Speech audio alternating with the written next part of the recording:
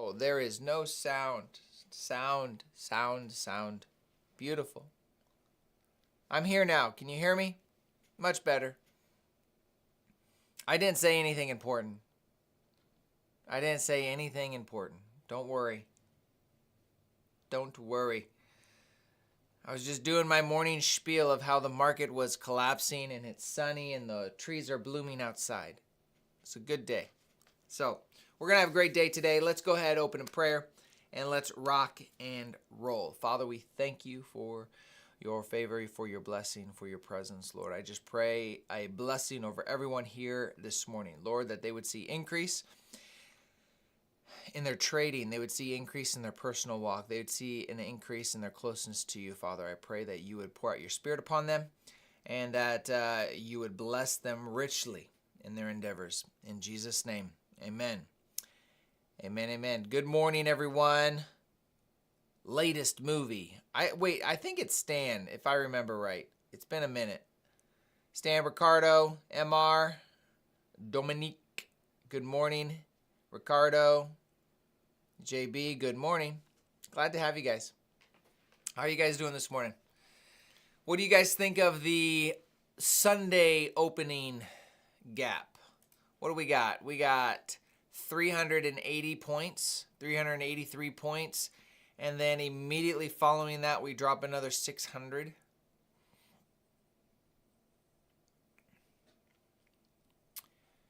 In like a minute.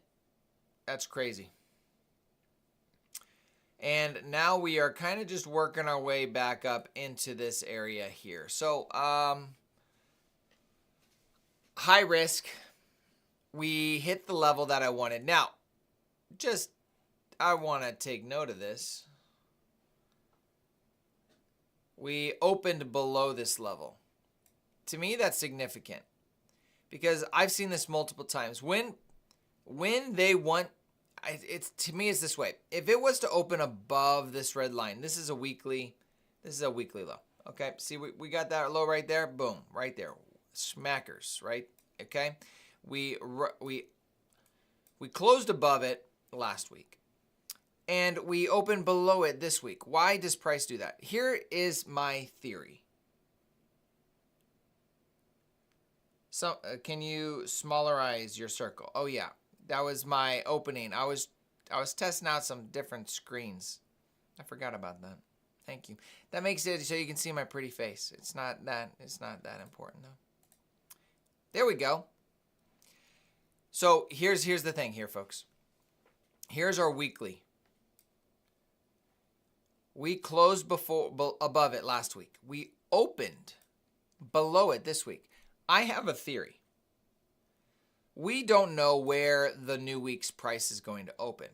But after that, the algorithm kicks in. But when the algorithm kicks in, it has its set of instructions that it follows. So if price was to open here, this is my theory.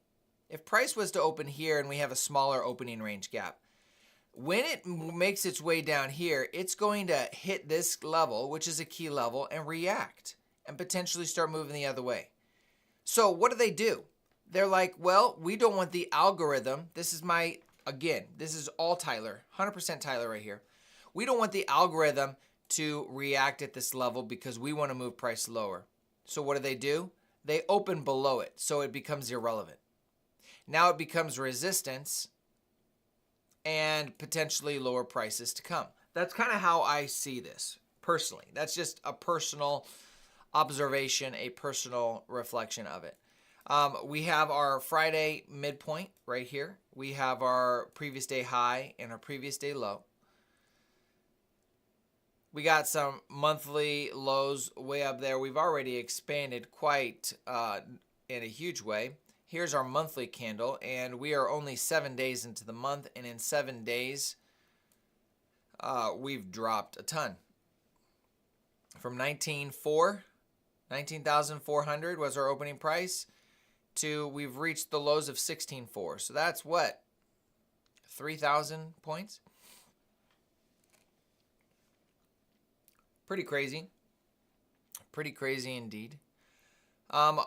dropping down to the hourly, I have already marked out our new week opening gap. This is going to be our area of focus. This is the only thing of really consistency and of familiarity for us to use as draws on liquidity and points of interest. Okay, so we have our new week high, new week low. We have our opening range gap, which will be solidified at the opening bell here in 8 minutes.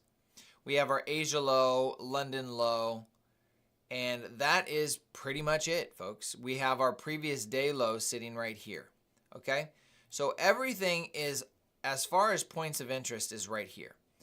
Now the question is do we fill this and then continue, or do we fill this, drop, or do we not fill it at all? I'm under the bias that we will fill this. How we fill it, I'm not sure. Or at least we'll get to the midpoint. So what is the midpoint of this gap? Let's find out.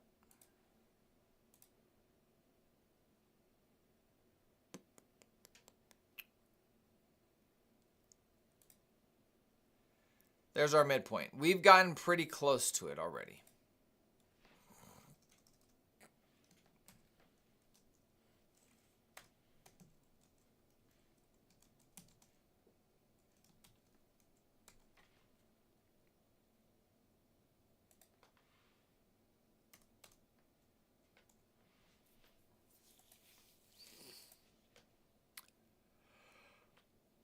Let me mark that a different color here.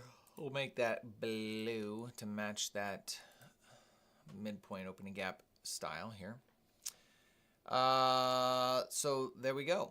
I think that covers everything we got. Oh, and then lastly, we will have our 930 model, which based on what we're, let's look and see if the 930 model is looking good for potential trade. I would say doing the analysis before the open helps in your assessment on taking the 930 model. It has allowed me to be, I would say, easily 20% more consistent. Now you do miss some trades, but that's part of the game. Let's see. Good morning, Solar Face. Hello, sir. J. PH, how you doing? I'm doing well. I am doing good. Haven't taken a trade. I will tell you guys, I haven't mentioned this yet. I have a primary focus this week. My primary focus for the entirety of the week is to not take a single impulsive or unplanned trade. That is the goal. That is the plan. Profits, they may come, they may not.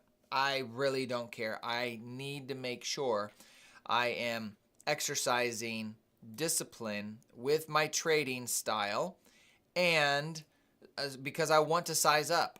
I want to size up, but I can't, because there's times throughout the day that I'll take impulsive trades. Now, sometimes those impulsive trades win. Yeah, great. But sometimes they lose. And I would probably say it's probably like a 60-40. 60% of the time it's a loss, 40% of the time it's a win. But they hurt. They dig into profits. They take away profits. So my goal is to not take a single impulsive trade. So we're looking at the 1 minute right now. Here's a 1 minute fair value gap. This is the most significant 1 minute fair value gap we have on the charts right now. And as you can see, prices referenced it 1, 2, 3, 4, 5, 6, 7, 8, 9 times we have tagged it. So we're going to see, I am fine with looking at a bullish 930 model here based on this information. But if we continue to sell off here aggressively before then, I probably will pass.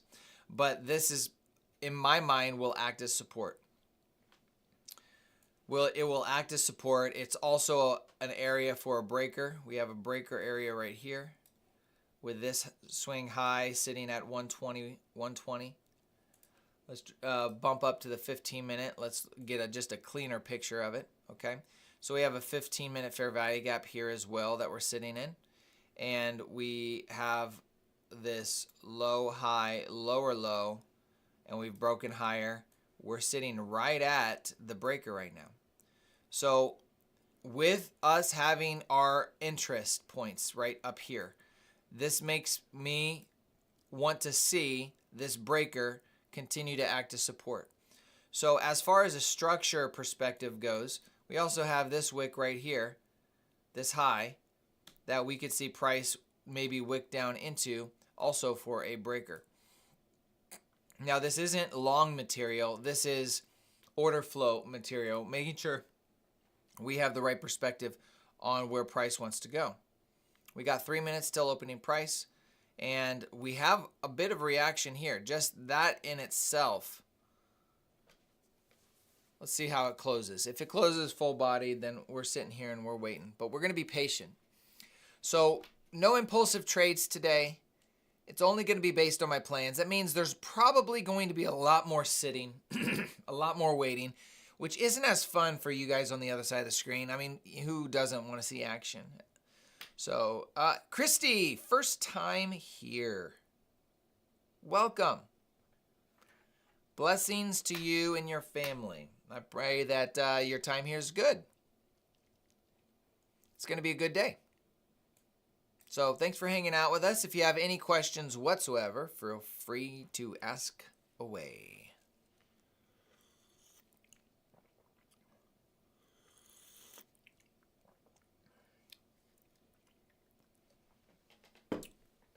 All right, so let's go ahead and get situated here. I'm going to mark up here. Boom, bada bing. Okay, we're all set up there. Let's kind of sneak that back a little bit.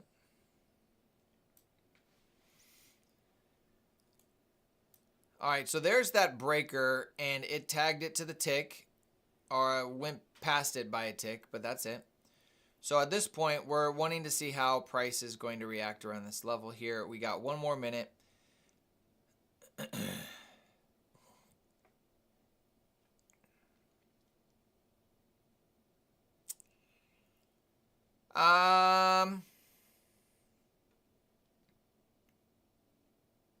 930 is 50-50. I'm not going to call it one way or the other. 930 is 50-50. Okay? 50-50. 50-50.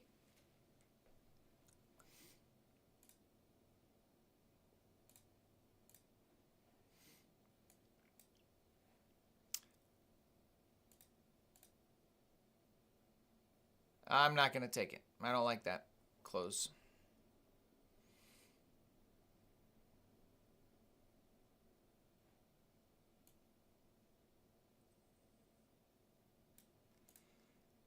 There's the opening price. We got, so let's see if it turns into a win or not. Nope. It would have been a loser. Loser. I didn't like it, so we didn't take it. All right. Let's mark out our opening price level. So we got our 930 level there. So we got that. We're still inside this fair value gap. So we still could see price, we could still see price move in this direction. But right now, we don't have any scenario where the market is showing us or giving us an opportunity for an entry. So that means we sit on our hands. We're going to sit and wait.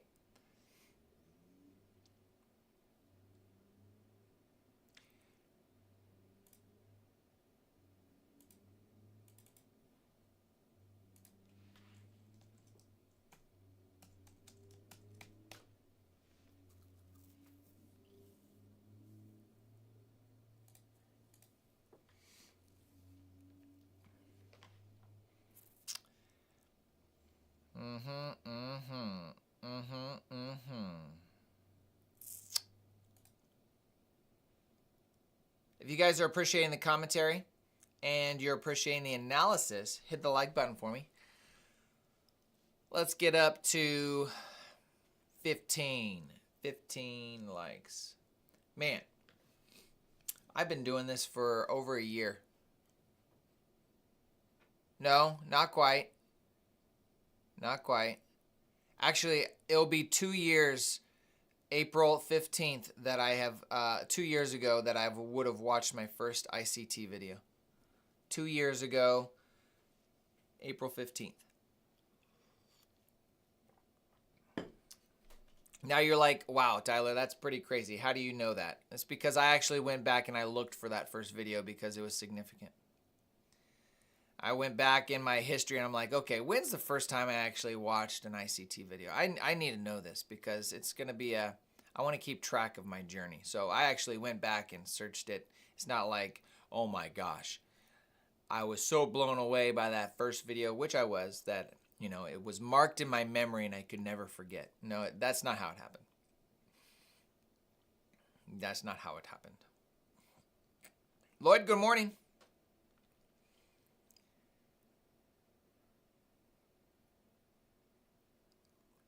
This is not a breaker. This is a mitigation block. A high, low, lower high. We hit that at 927. Let's bump it up to the 30-minute for a second. Let's see what we got for structure. All right, so we have a sweep of liquidity here. There's our sweep. Did we get a 3-minute entry to the downside on this candle? At 9 a.m. No 3-minute entry, so no entry on the 30-minute so far. The 30-minute did close below this fair value gap here. We still have this breaker. We have the body of this breaker down here. We have the high of this breaker up here. So it's quite a, I mean, it's a nasty candle. I mean, if you're looking at a breaker, this breaker is technically valid from that low to that high, which is 245 handles.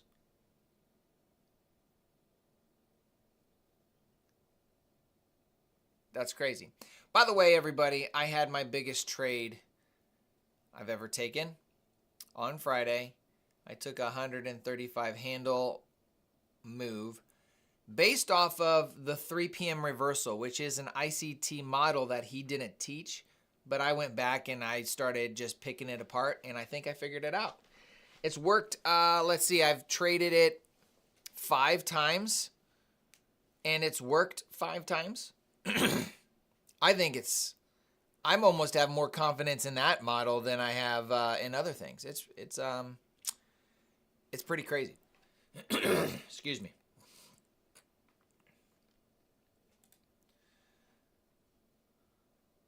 All right, down to the 15-minute, since we had that opening price. 15-minute candle closed below this fair value gap, which we should run this low right here, which I think we already have. Yes, we ran that low.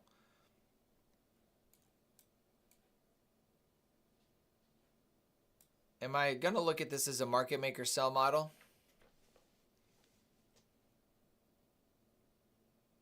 $6.45. Did we get a smart money reversal here?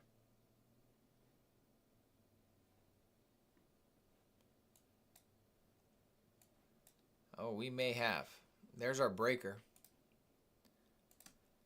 How many times did we use that breaker? 1, 2, 3, 4 times. Excuse me. Tony, good morning. Nick, good morning. Yeah, 3 p.m. No, it's not only on Friday. I've talked about it. It's called ICT's secret model. It's on my channel. It's at 3 p.m. When we make a low of day or high of day at 3 p.m. and we reverse. There's other small criteria in there, but you can see it right here.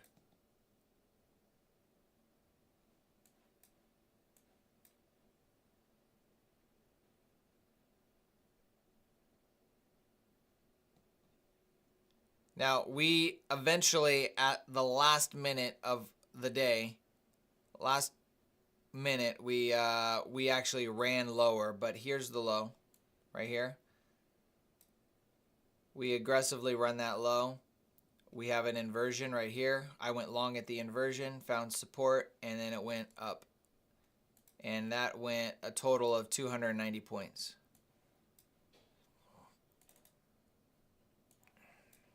So since it did make it technically a lower low, I guess that would be considered a fail. But I mean, I made lots of money on that fail. All right, so we don't have a single fair value gap since opening price. We're not doing anything. Yes, we are going a direction. These candles are very large, but we don't have a fair value gap, so we're not going to do anything until we get some fair value gaps. Yeah, it's not like, PH, it's not like I don't want to tell you. It's, you know, I made a video on it. It's going to be way more helpful than me kind of just touching on it here when we're trying to watch price action. So I think it would be more helpful for that video.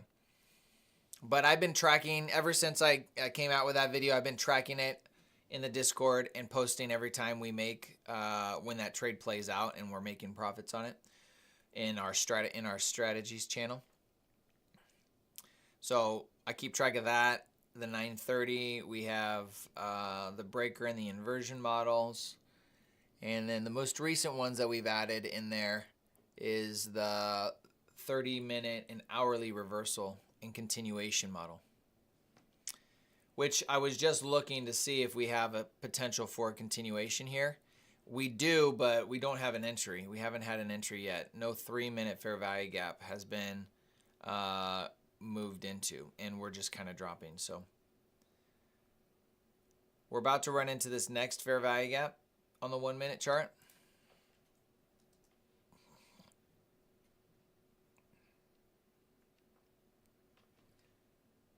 And then I think there's one unfilled fair value gap way down here, but I'm not going to take anything here, folks. I mean, it's nice. You could have made a lot of money, but where's your confidence? And where is your confidence coming from? Is it coming from you crossing your fingers and just hoping?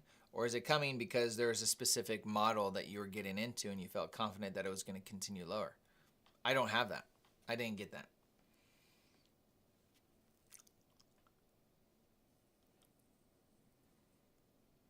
And every time we drop lower, we reach back up and we cover this fair value gap. Or we basically erase all the price action. Excuse me. We're having overlapping price action. So it's more high resistance and not low resistance liquidity right now. I don't have a stop loss. I don't have, oh, are you talking about it in the 3:30 reversal or in the 3 p.m. reversal? It's at the low of day. If that's what you're referring to, I put it at the low of day. So it's a big stop loss, but just reduce your size. I mean, I only had 3 micro contracts and I made like $800 on it, on 3 micro contracts or something like that. I don't remember exactly how much I weighed. I just know it was a lot.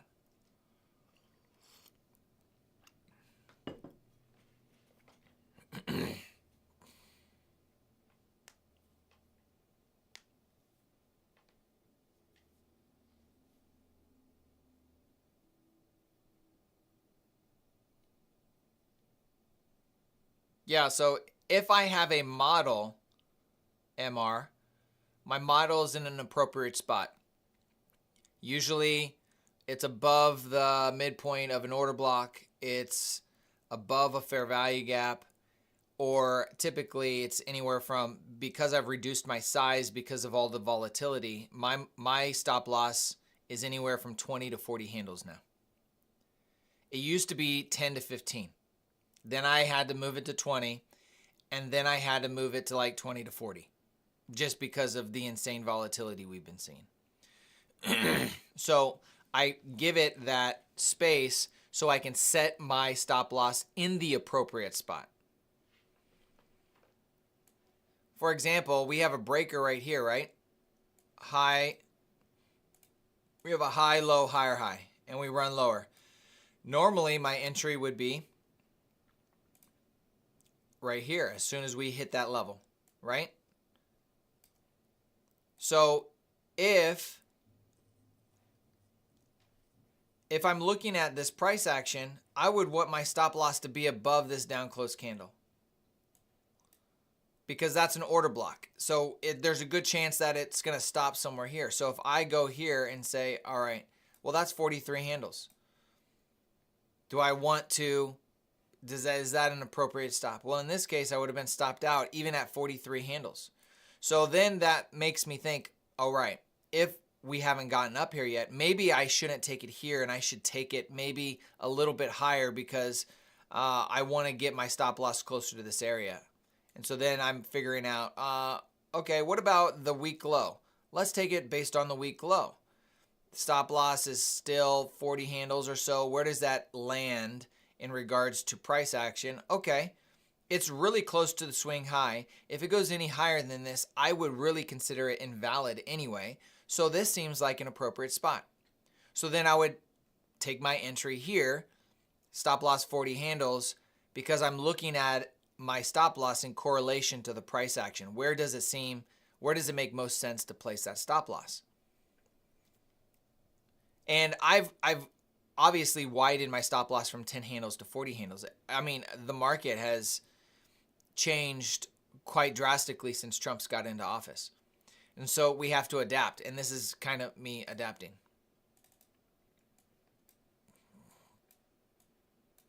All right, so we got our first fair value gap. Woo! Right there.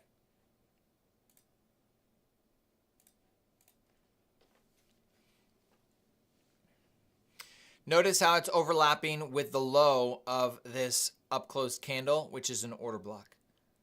So, in other words, if we have our drawn liquidity, which could be the London low, it could be the Asia low, which is low of day right now. It could be one of these swing lows over here. If price comes up here and potentially rejects this fair value gap, finds resistance here in line with this order block, that is an area that we could potentially take a trade. Now, your stop loss would be at the midpoint of that order block or at the high of the order block. That's where, above the midpoint, I should say. So it would be somewhere like,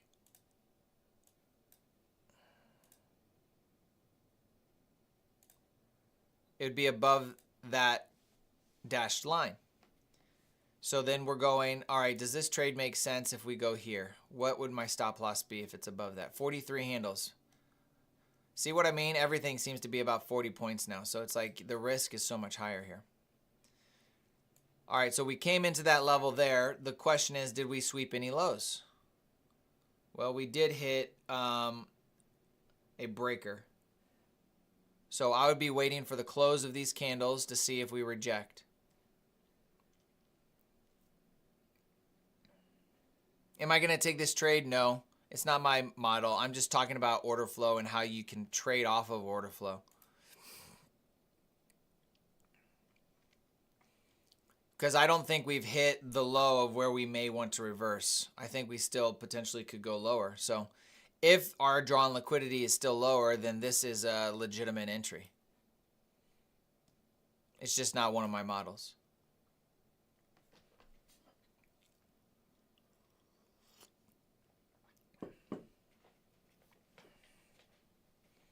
Now, here's the thing. If you're seeing this and you're like, man, Tyler was right. Maybe I just need to jump in. It's going to run lower. Don't. Because what happens is you're going to get in here. Boom. Let's say you get in there. And now your stop loss for this trade would need to be all the way up there. Now that's 86 points. You don't want to do that. That's just going to destroy you. So you can't, if you miss the trade, you miss the trade. Okay?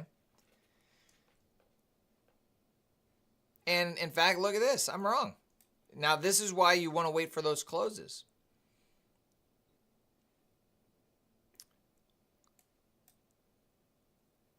We got 33 seconds on this candle, though, so we got time. That is 89 points in less than 30 seconds. That's an 89-point candle. This is why it's so important to make sure you're managing your risk appropriately. I'm going to make another, I'm going to make another one here. I'm going to show you guys how I do this here. I know some people have asked for it. All right, so when you're on your screen, if you want to create an entry strategy, you can hit this button right here. And then all you got to do is select brand new, and then you can name, let's call this my 40-point stop loss. Okay, and so then you can mark out where you want your 40-point stop loss. 40 times 4 is 160. So that'd be 160 points. Ticks, TP only, stop loss.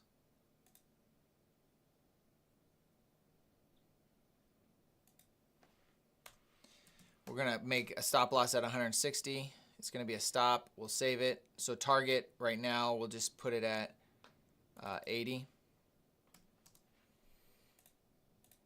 All right, so there we go. So I got my 40-point stop loss. I can move it up, but I don't want 20 because sometimes 20 will get ran really fast. All right, so now see how aggressive these candles are? We're just gonna wait and see what price wants to do. We still got 12 minutes before open, or before 10 o'clock. Here's a breaker right here.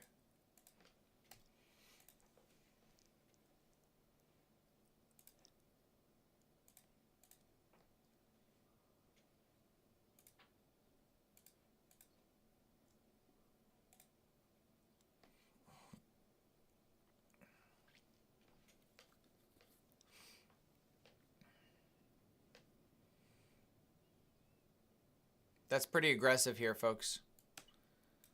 And it's really clean. So see how we got full bodies? It's not overlapping. These are all big bodies in comparison to what we've seen in the past.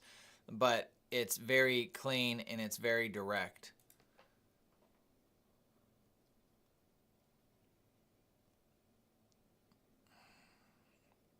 How do we respond to 930 here?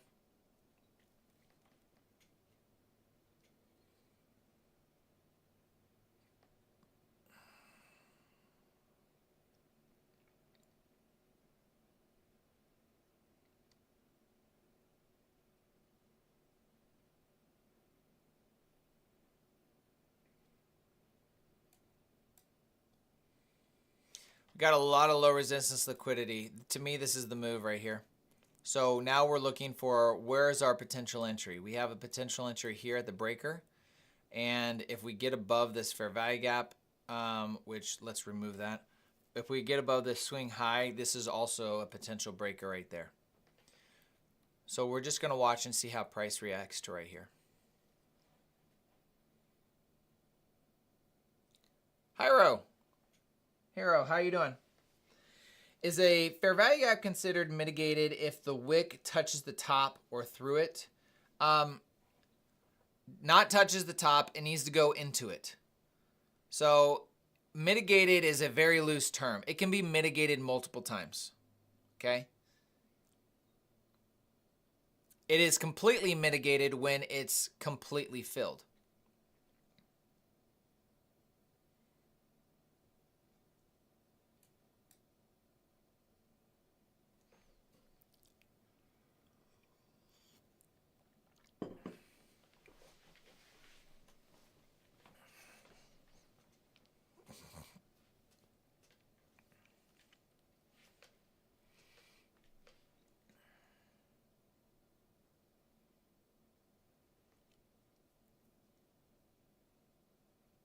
We're doing great. I'm showing the wrong screen. Thank you. Oh my gosh, I need a button. There's a new tool that I wanted to grab that allows me to kind of switch screens from a button. And I think it would be a lot easier. The good news is we haven't done anything, so.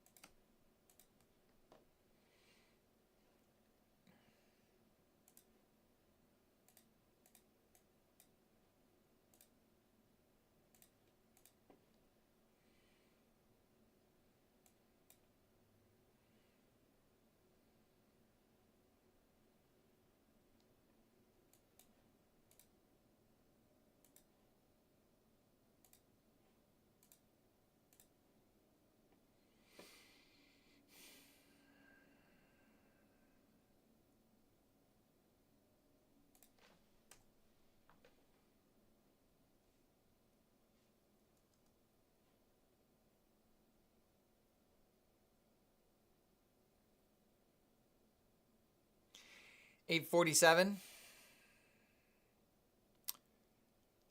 Yeah, I'm not looking at the bearish breaker here at all. We got too much. All this price action here tells me to ignore it, especially when we have a draw on liquidity that's above that.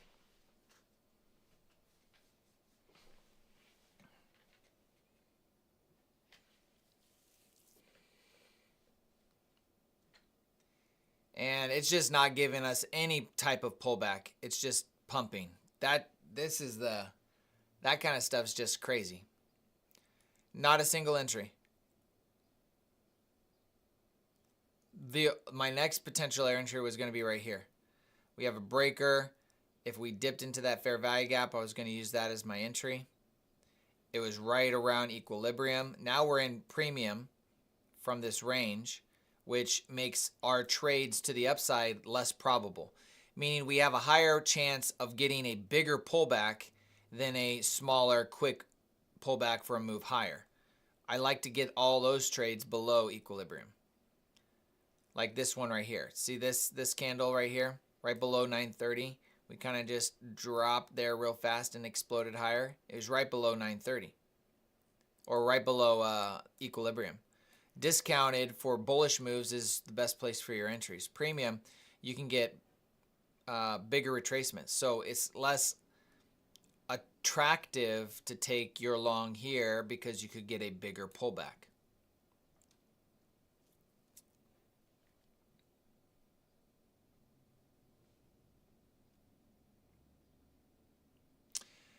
Christy, how you doing? Your question is, as a new trader, how do we adjust our strategy if it's been working since the new shift last week in market? How do you adjust it? Well, where is it failing?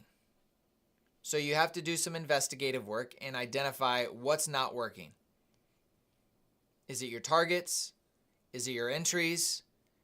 Is it your stop loss?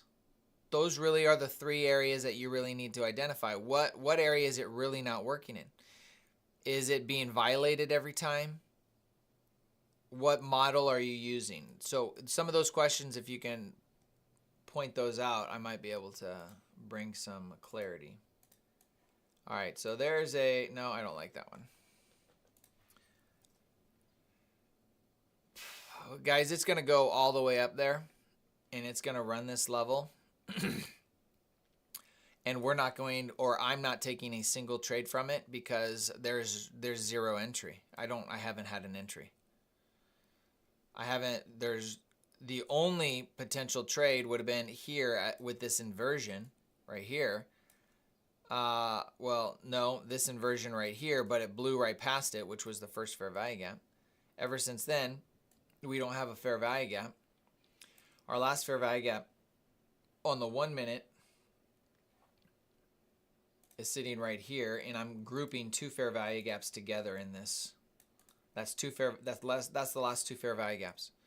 So we ran all the way up to the last two fair value gaps, and now we're getting our first potential retracement. Is it going to be significant? I don't know.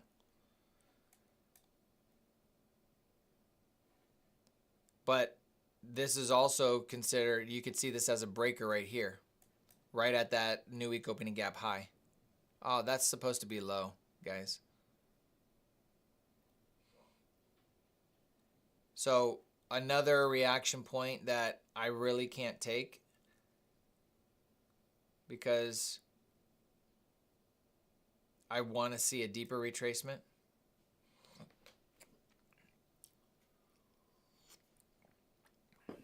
And if there's a little uncertainty in my book, I'm just not going to trade it. I'm going to let it sit there. Or I'm going to sit there and not take it.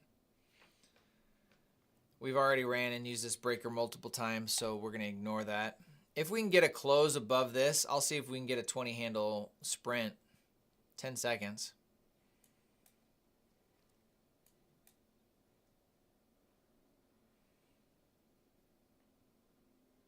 No trade. And it'll probably run this high before it actually gives us a shot. There it is. All right. So we ran from the low to the high insane volatility, 500 points, and it didn't give me an entry. Now, could you have just clicked the button and made money? Yes, but that's not a repeatable strategy. So I'm not interested in catching every move. I'm interested in identifying a repeatable strategy that I can make money on all the time. That also means I'm going to miss out on big moves like this. I mean, that's 500 points. I mean, I'm shaking my head on the inside, guys. Like I'm for the drama of it. I'm crying on the inside. Because I mean, that's insane. 500 points and you didn't get any of it? What kind of trader are you? It is what it is. I can't take a trade. I can't take any of that. We had another potential right here, but it really didn't give me my type of entry. Okay, so this is a breaker right here, very small. Okay, what do I not like about it? Well, when we closed above it, we came back down and closed on it. I like to see space. I like to see space in my breakers. Another way to look at it is right here. We went high, low, higher, high. We moved lower, created space, and then came back up to it. That's what I look for. Now, the space can be really small. It also can be very big. But no space requires a in-the-moment type of answer, and you have to decide. Now, you could take a momentum trade right here and decide, I want to go long right here. You could. But it's not my model, so I'm not taking it. And I only need to get 20, 30 points anyway. So I'll wait for my model, my strategy, my approach to take that win. Christy, it was working until last week, LOL. I use break and retest.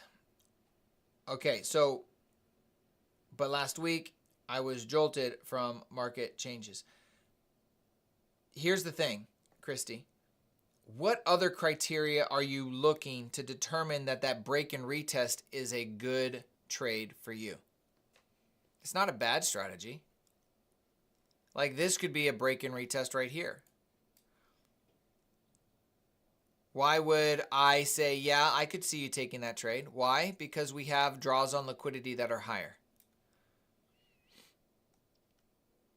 The retest also could also be more of a, I'm going to blow right through it, come down to an order block, retest, and then continue higher. I mean, this is just insane.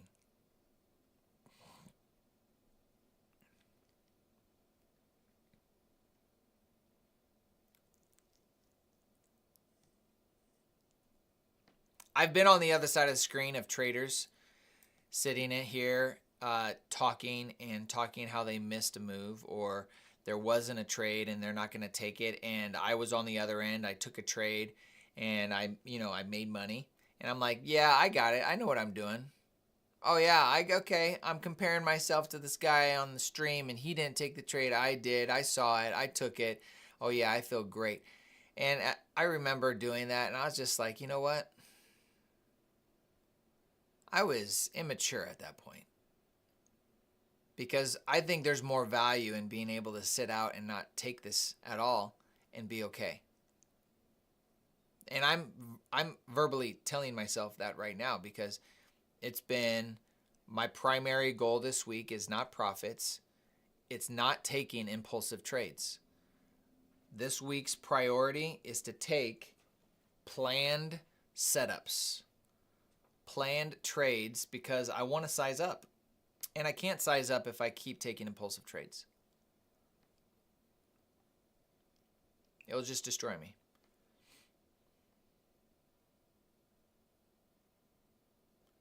All right, so we're at the midpoint of the new week opening gap here. There it is.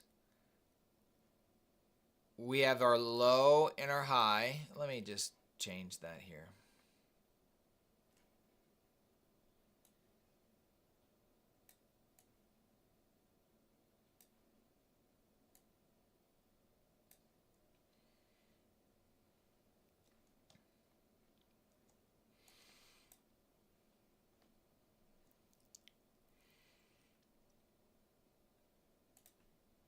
I really want to go down to the 30-second and take a breaker on this, but I'm not going to because I've decided not to take 30-second entries. We have our first area of interest right here, which is an order block. We want to see how does this react to this order block here.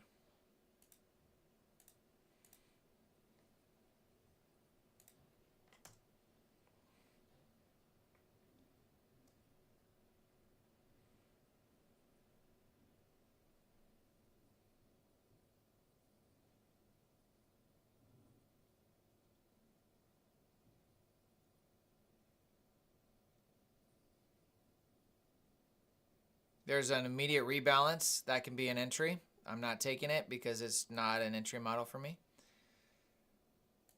It immediately went higher instead of lower. Rebalance this area. And does it want to reach lower?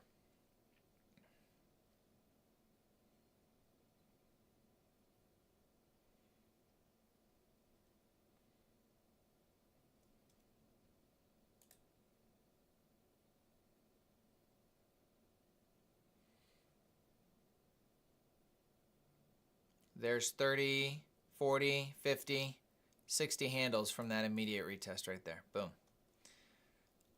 You can make a model completely around that. To me, that would have been an impulsive trade.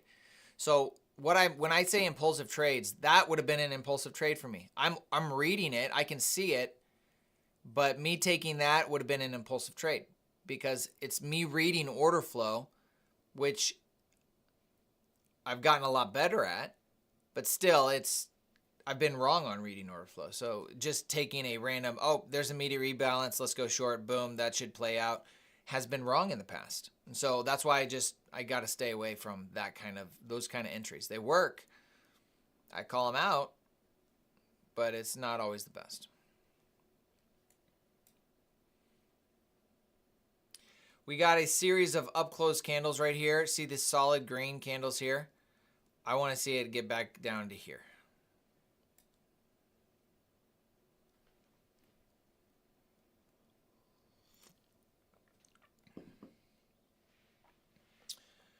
At Z, I took a buy at the 1 hour fair value gap right at bottom, but it was on demo and didn't want to risk my funded now and regret my life choices. That's the thing right there. You need to verbally tell yourself that you do not regret that decision. You made a wise decision. You made a right decision in the form of taking an entry. Use that to build that confidence for your next trade. But yeah, that's the thing. It's like we have to have such a positive mindset on the decision makings that you make. If you make a wise, safe decision, do not have a negative outlook on that decision because that only promotes impulsive trades. It only promotes taking poor decisions, right? What if you took that trade and it was a loss on a funded account? You would beat yourself up. So you can't. If you make a decision and you follow it, reward yourself for telling yourself what you're going to do and following through on it, especially if it's rule-based, especially if it's in regards to risk management. It's so important. So I applaud you, Adzi, for that. Right? Same way I'm applauding myself by constantly talking about not taking a single trade in this giant, insane move higher. I didn't take a single trade. I mean, I could have clicked and closed my eyes and probably clicked anywhere and I would have made money, right?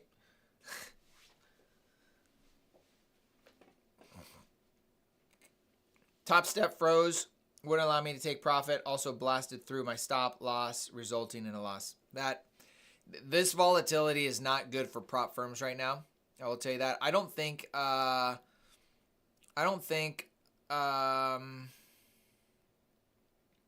Apex has that rule, and they don't really need that rule because they have all the other rules that protect them, which is the 30% rule, 30% drawdown, and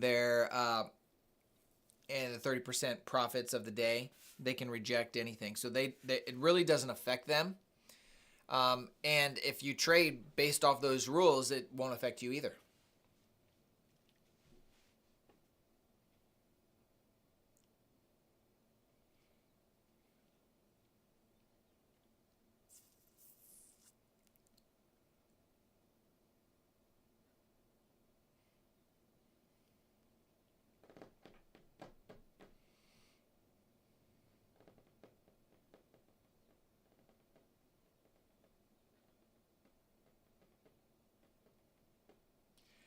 So no inversion, no breaker for a potential entry.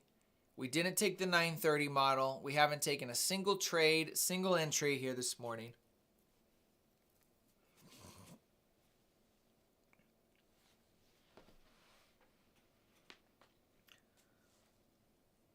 Why aren't you trading, Ted? What you doing? Driving? On vacation? My kids are on spring break this week.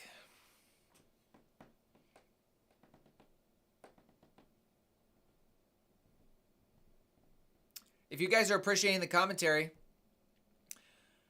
like I said before, hit the like button.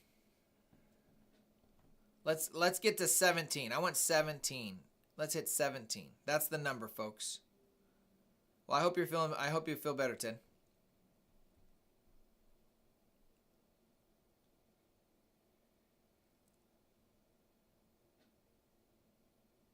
Ruse, hey man, so if I have, let's say, about a payout, 20 trading days on my performance account, and not a payout request in that time period because I didn't hit my profit goal yet, does that mean that I can make more than 30%? No, you still can't make more than 30% for your current day. So it doesn't matter.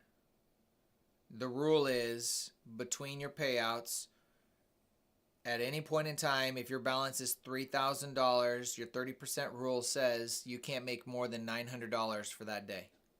If your balance is $10,000, well, now, or over $5,000, well, they'll increase that 30% to 50%. So now you can't make, if your balance is $5,000, then you can't make more than $2,500 in that day on a single account.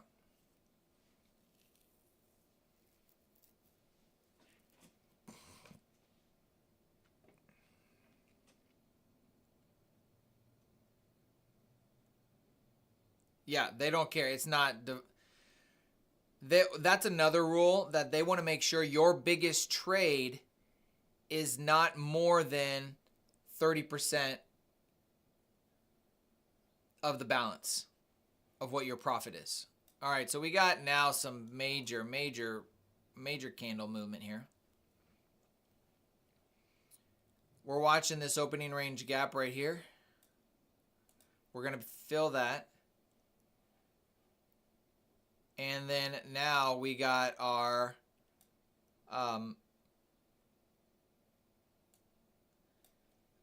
Friday's midpoint. That would be our next area of interest. And it looks like it's just pumping for it.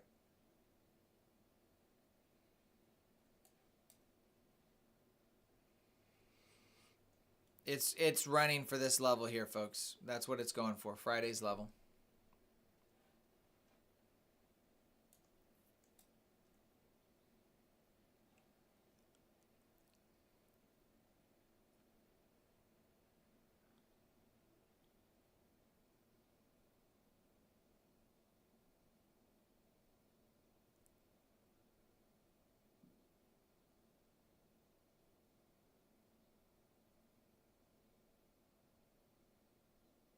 Yeah, because there's a 30% for the day, and then there's a 30% on your account. There's two types of rules. You can't, let's say it this way, you can't have a $4,000 day and then trade $100 days after that. That's just out of balance. They want to see consistency. So they're saying trade a few more days to increase your balance so that big trade isn't over 30%. Well, that's one of the rules that they have.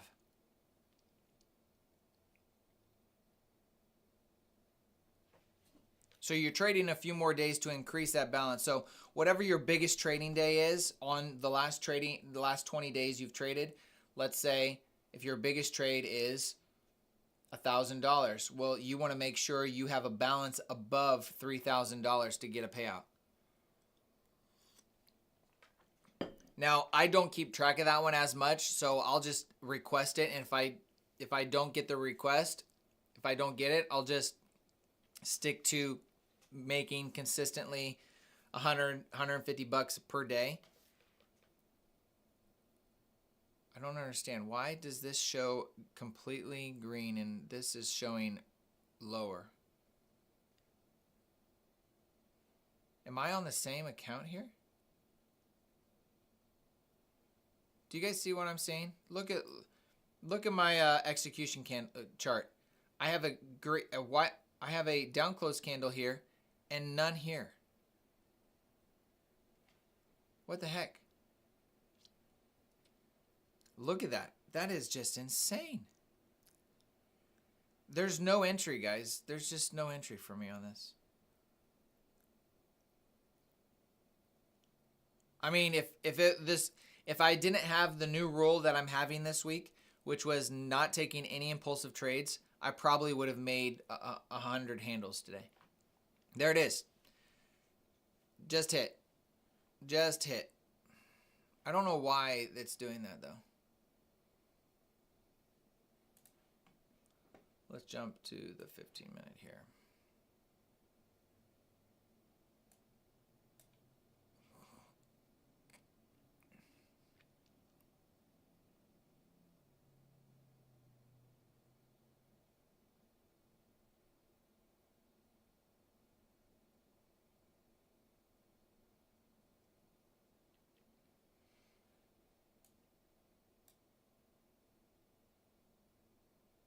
That's so confusing.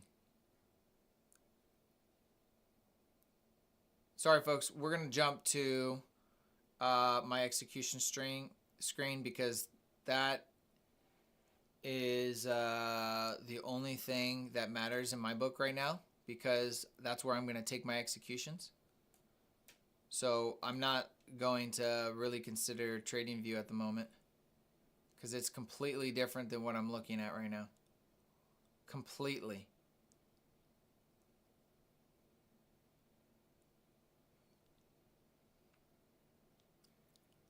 I don't even know how to do analysis when I'm seeing different things on my chart.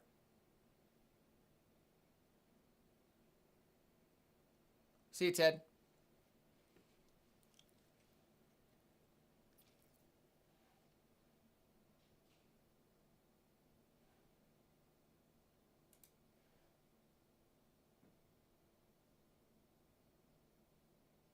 Man, it's pumping higher and this is not going anywhere. I'm confused.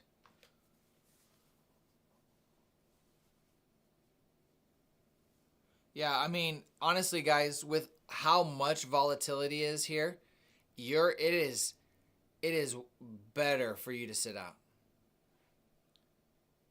Man, I'm honestly grateful that I'm not in a trade right now.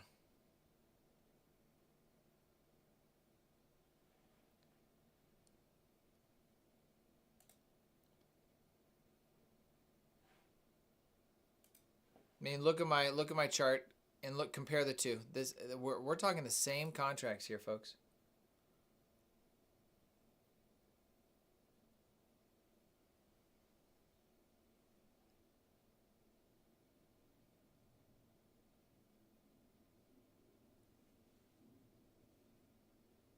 That is just strange. This is the 1 minute. This is the 1 minute, right? Yeah, 1 minute as well. I don't know. Is anybody else's charts looking this way?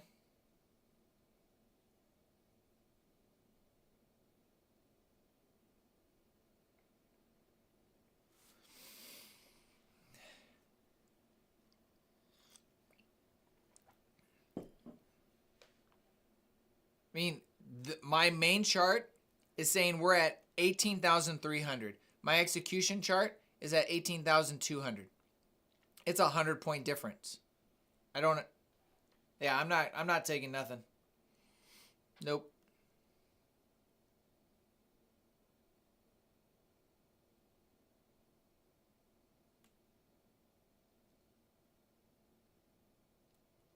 I mean, when it comes to this, you have to execute. You have to trade.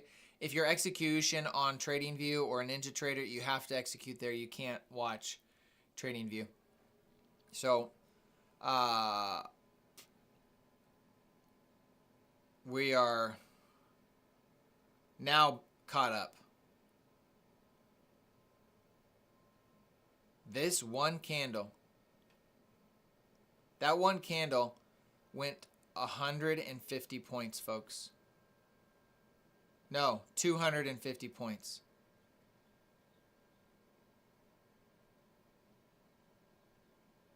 Oh boy, oh boy. I'm not in the business of gambling. I'm not in the business of gambling. You shouldn't be either.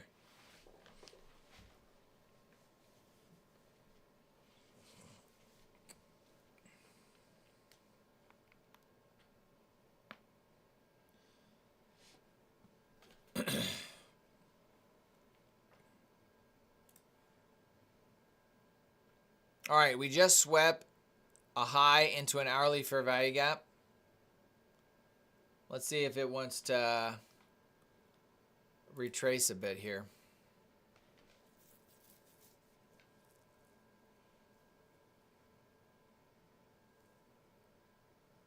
That isn't technically an inversion for a trade on TradingView, but I'm watching Trade of 8 right now.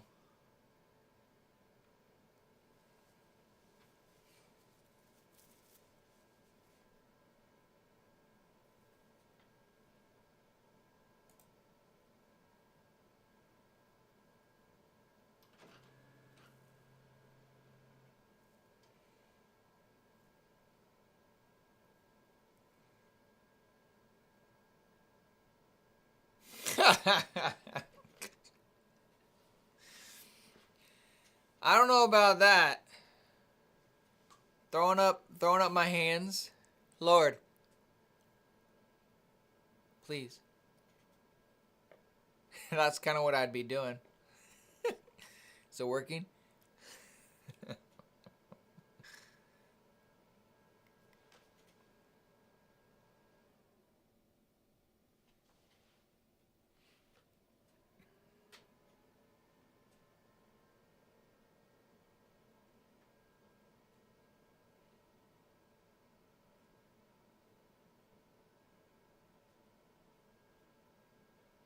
Yeah, JB, mine aren't matching at all.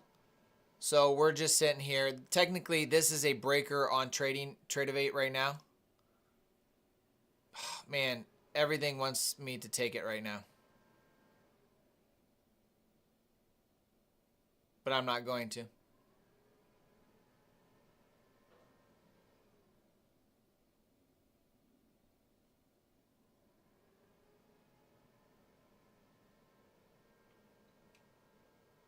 Hey, it's totally possible to do that, Assad.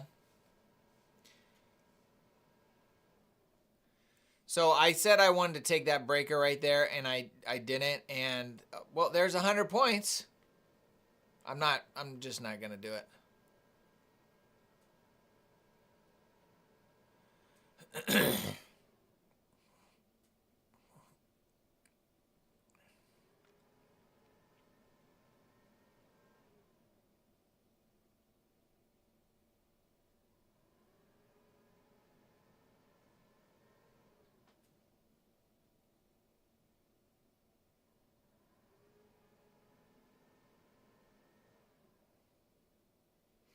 My primary goal is to not take impulsive trades.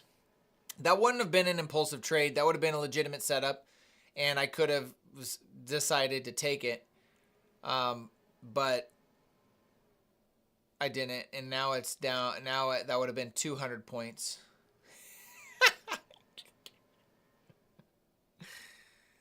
Boy, oh boy. The question is which one's ahead? Is TradingView ahead or is Trade of 8 ahead? If TradingView's ahead, well then I kind of have a little bit of an edge, right?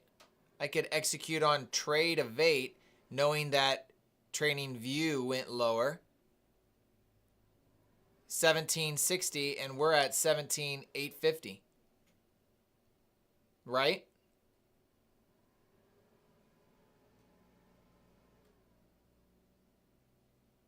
Technically, that would be correct.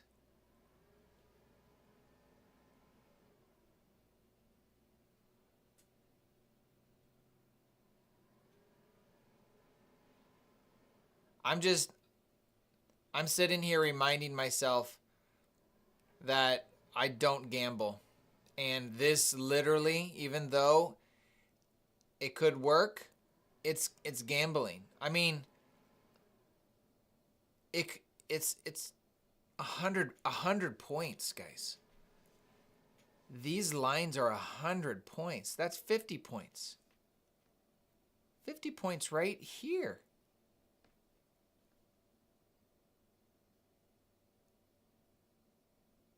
No, you don't. You can pass it in however many days you want.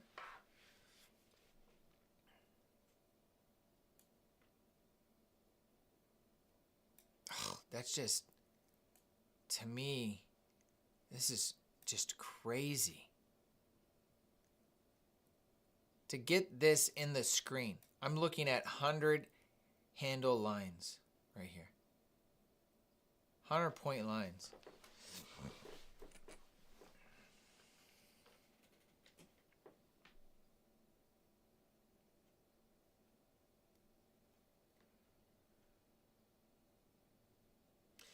You have to let the day close, Assad. Let the day close. Tomorrow you'll get an email. That email will say you've passed an eval account and give you instructions to open up and activate your funded account. Yeah, Assad, there's just no way you can take this. I mean, if you have a big balance and you can take, then you could take it. That's not a problem at all. But I'm not doing that.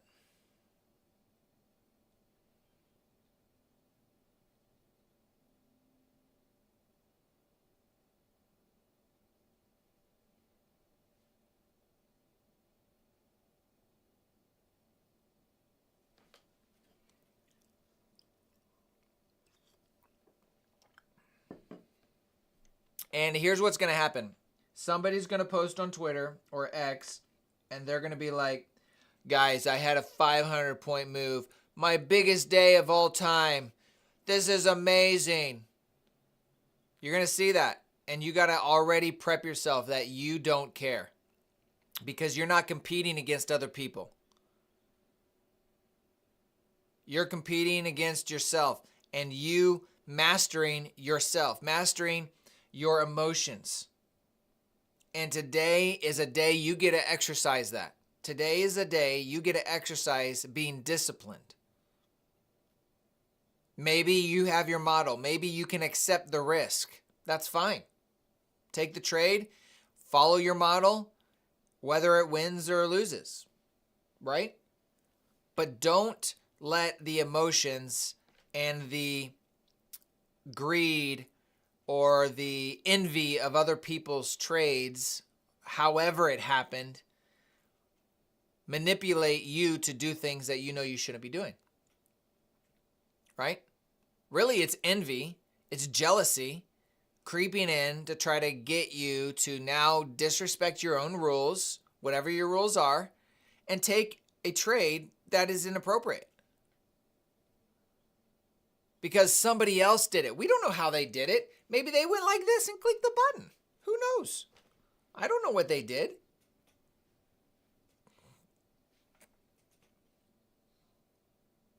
Are they going to ever say that they went like this and then look to see what happened? No. They're going to act like they had it all figured out. So on NQ, there is a breaker right here. There's your breaker. You could take a shot. I'm not because I'm not.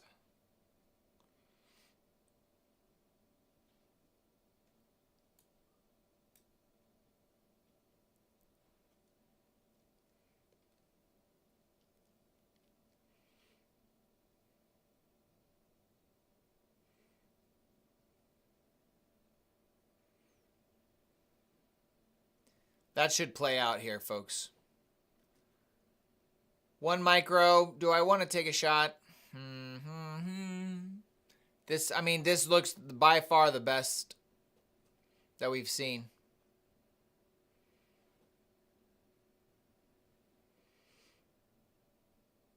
Single micro. If we come back up here and we tap this line one more time, I will take one shot. 40 handles. I won't move it. And I'll take a 40 handle loss if it hits it with 1 micro. Only if it comes back up here and tags it.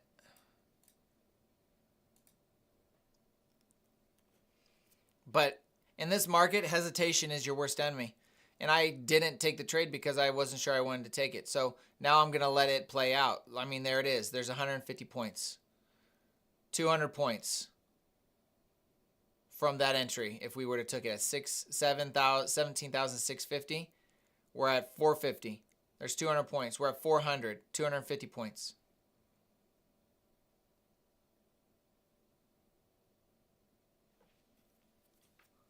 So even the best setup that we saw, I didn't take. That by far was the cleanest setup all morning.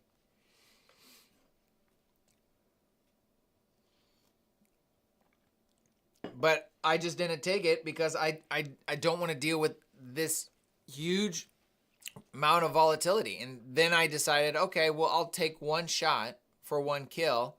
And it didn't come back up to it and dropped now 300 points.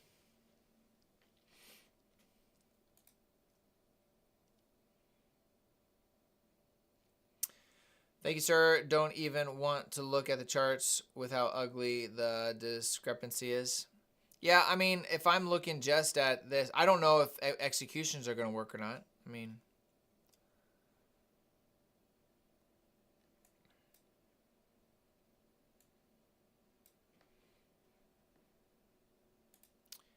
let's look here. So we got this box.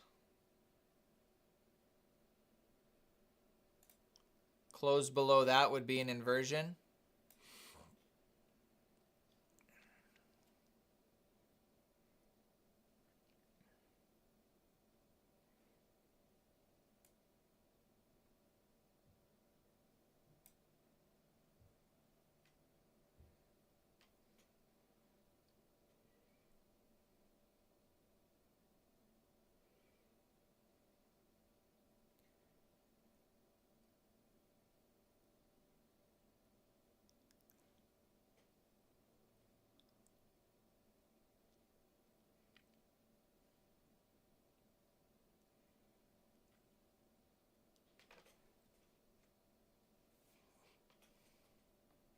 We're at the previous day low right now.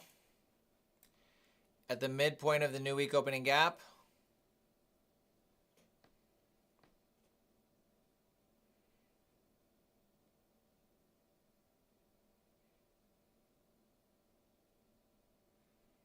I could see it reaching for this level here.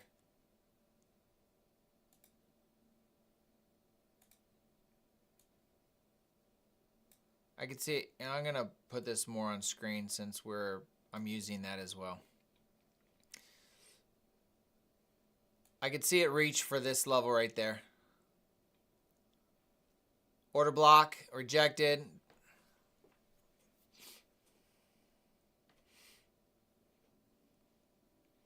What I'm looking for right now is an order block, a close below it, a close below this box, and then that could potentially be an entry for this level down here.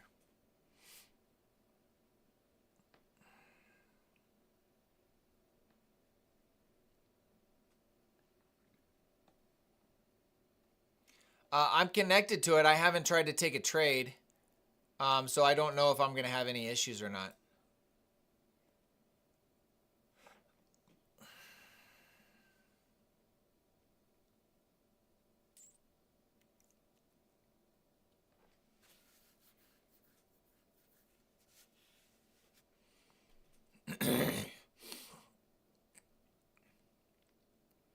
Here's an inversion to the upside.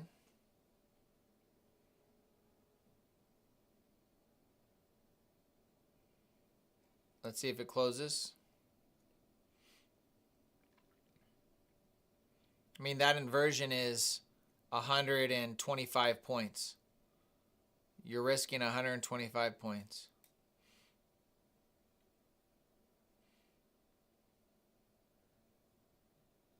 All right, so there's going to be the close. It closes. If you're going to take this trade, you need to wait for it to come back down.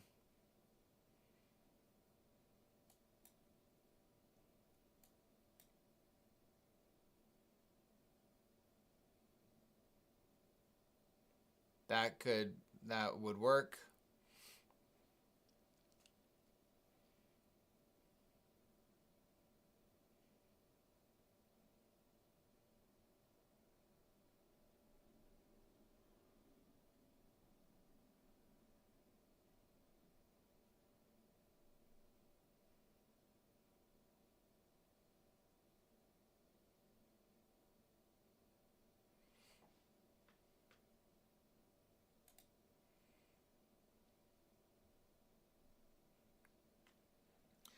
$9.33 right now, or $10.33. We just made equal highs.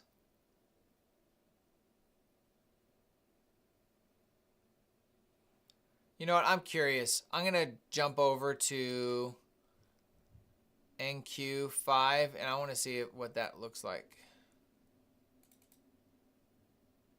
Yeah.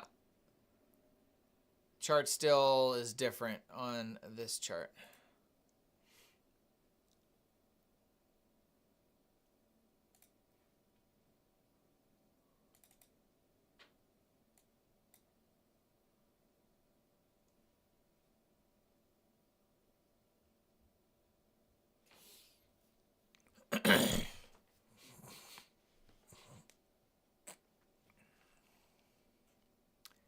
I like this move to the downside here.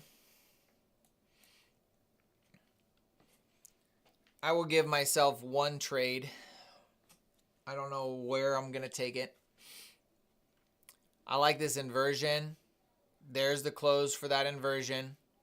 I like this level. I would rather this bigger box close below and then run for that low right there.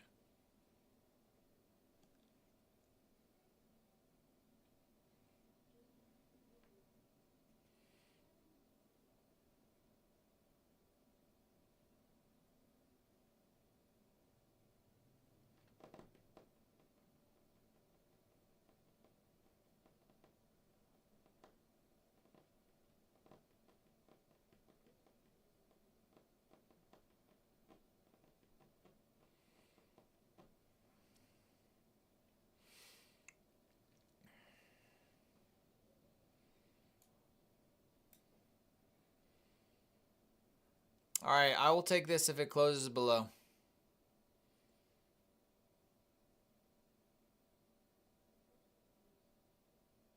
It did not close below, so no trade.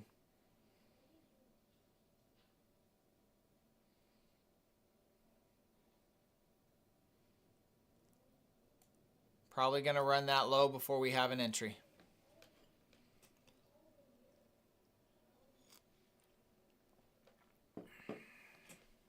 Good morning, Wilhelm.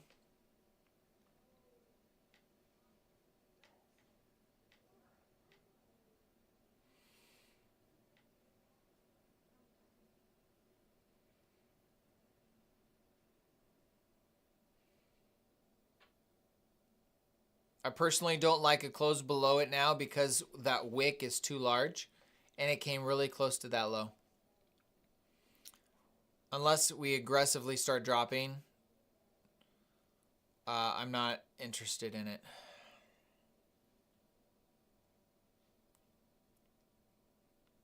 It did not close again.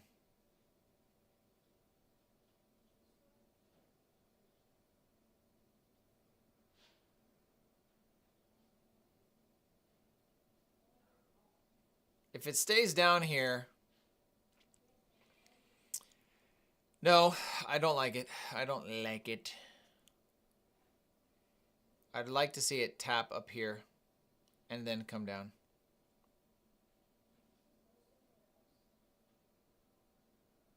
I've seen candles like this. Yes, it could absolutely work. But what it can also do is just bounce this direction really quickly.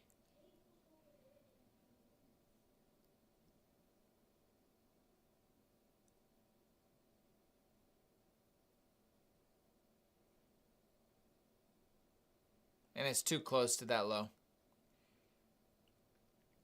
It's going to hit. There it is. So see how low it closed, and then you're like, well, I still want to take this trade. Well, if you do that, the risk is the next candle slaps it so quick you can't even take a position and you're red right away. That's the risk.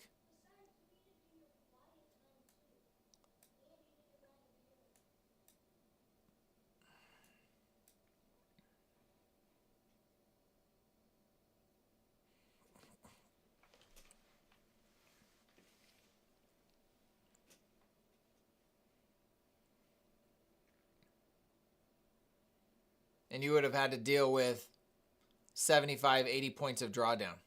It may go run lower, but yeah, that's just not fun. So that's not a good trade.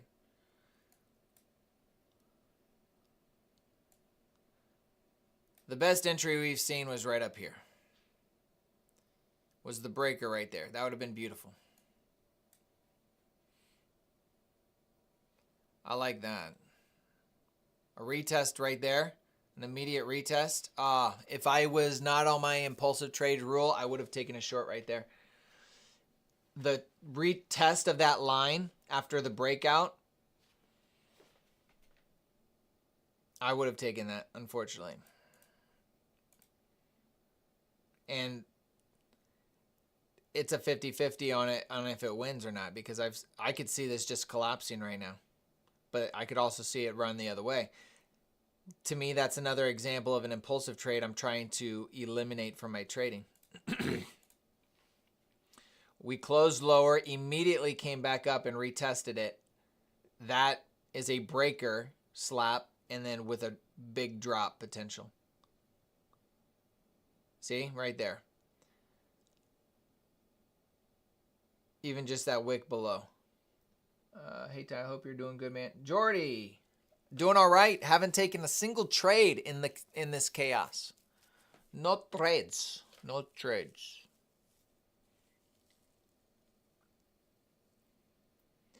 Looking for an entry. I'm willing to take one trade. So I came to the conclusion I'm willing to put on the risk for one trade.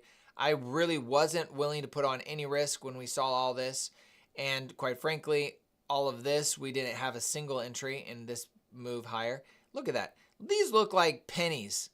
These look like nothing compared to this volatility right here. That's just, it's insane. I wonder if Trump said something. Because it happened at 10:10. What's at 10:10? What happened at 10:10? Was there something? Somebody look that up. See if there's something that happened around 10:10.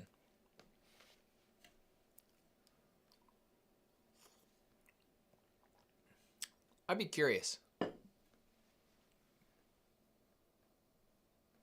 Oh, I know. It's an absolute gigantic range.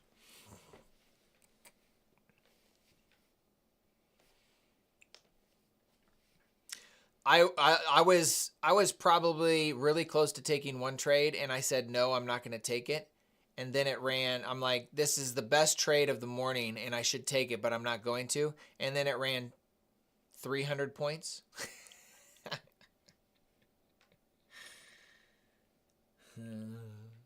And it ran 300 points in like 2 minutes. I had my biggest trade yesterday for 135 handles. And that happened in, 15 minutes. To say I got a 400 point move in 3 minutes. What does that tell you about the volatility, man? Just insane.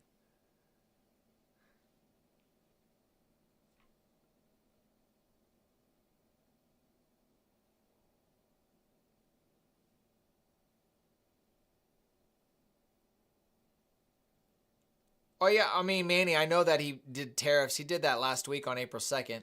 So I know that's the big part of it. But Wonder what happened, just if there was anything that happened today around 10 o'clock that, I mean, you could probably look at on X and if there's any news that came out within the hour. I mean, look at it. I can't even get everything in there. To get everything in there, I'm looking at 200 point. There's 100 right there.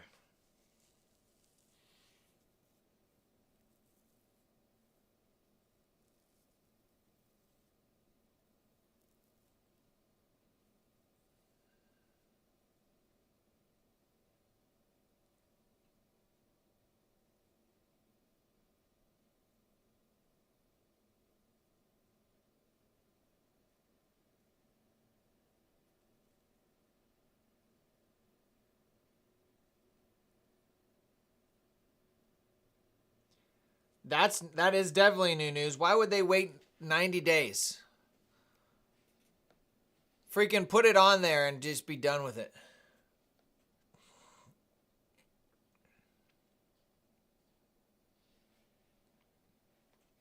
I know it is a 100-point stop loss.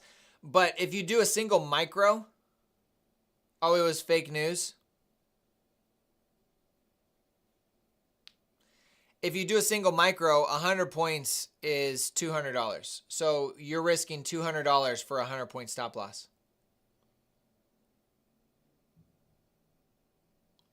Which is appropriate considering that you can run 200 points on a single candle. So that's what I kind of came to the conclusion. I'm willing to take that risk.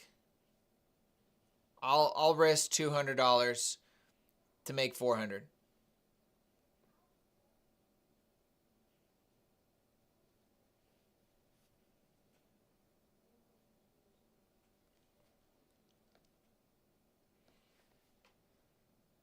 You can already see the size of the candles are dropping.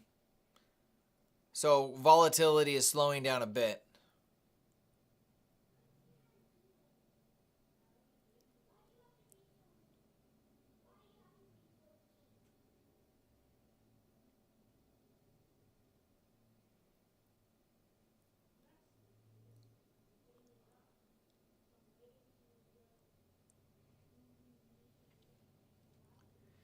Still no entry here except for the breaker that we saw earlier, and that's been by far the best entry that we didn't take. So we're not going to get anxious and say, well, we got to take a trade. We've already waited, an hour and 15 minutes, hour and 30 minutes. We can wait a little bit longer.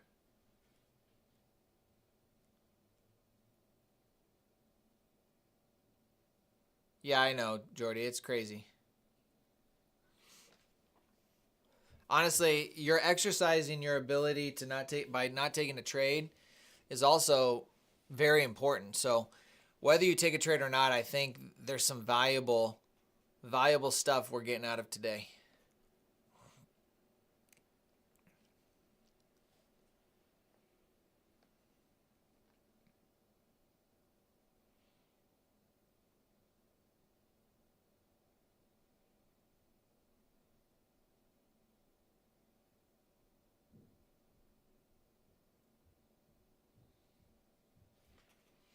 Wonder what some of the other charts are doing. Bitcoin, silver. Silver had a pretty big drop. It was at 35 cents and it's down to 30. ES. Same volatility here. Huge candles.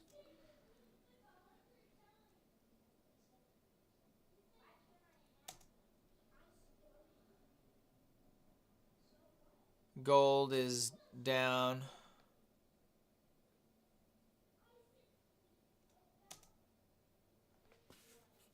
Hang on a second, folks.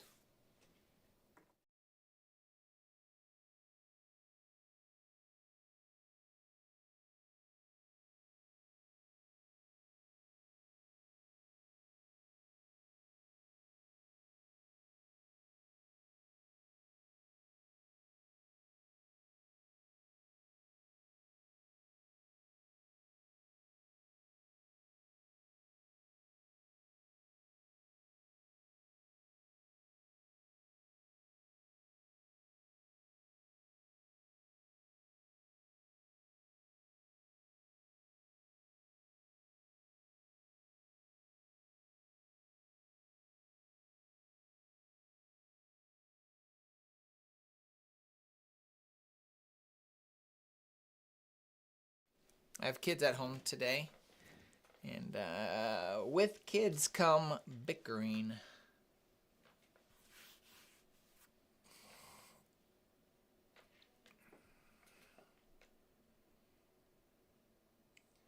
The wick came down to the midpoint of that. All right, are we getting the same? Are we getting price action looking the same now? 1, 2, 3, 4. 1, 2, 3, 4. 1, 2, 1. Okay, we may be back to normal here. Are we at the same level? 17.4, 17.4. Okay. Looks like we may be back to some normalcy.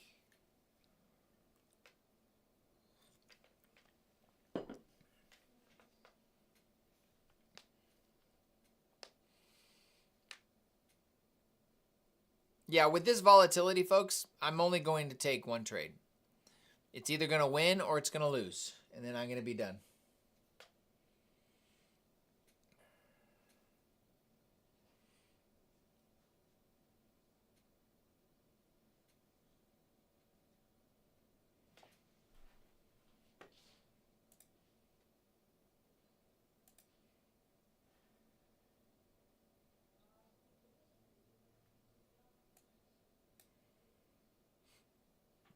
Yeah, that's not good.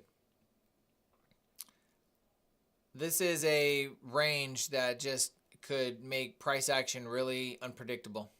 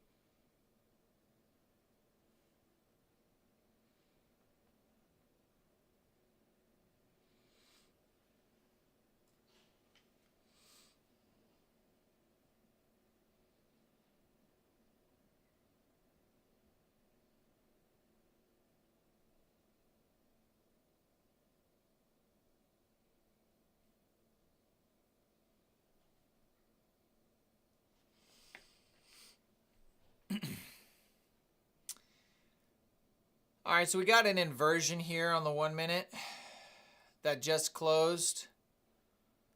It's a little extended, but it certainly could work.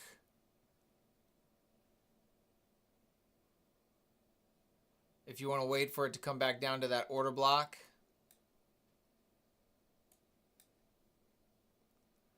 It's not as A+ as I would want, but it's not bad.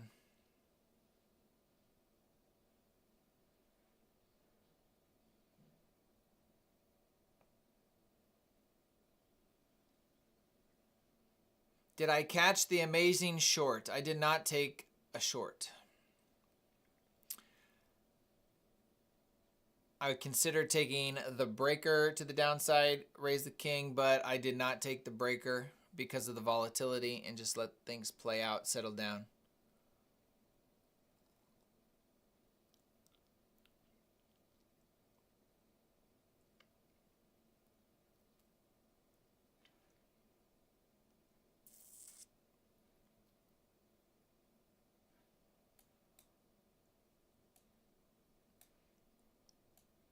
Here's that breaker again.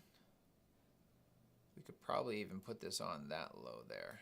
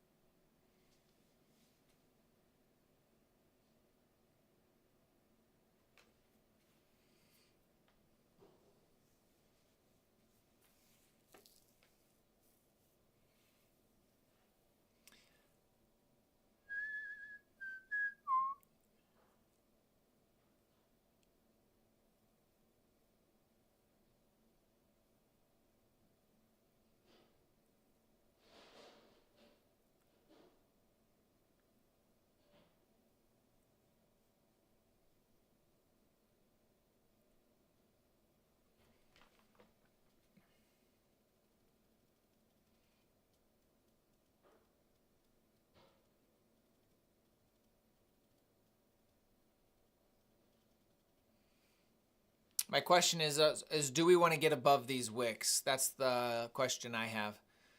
And I have a hunch that says they don't.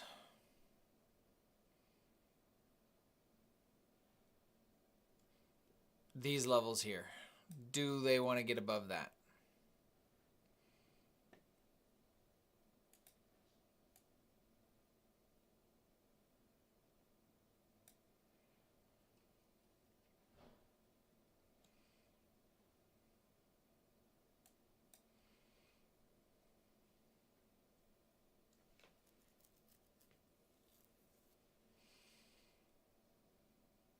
Looks like it will.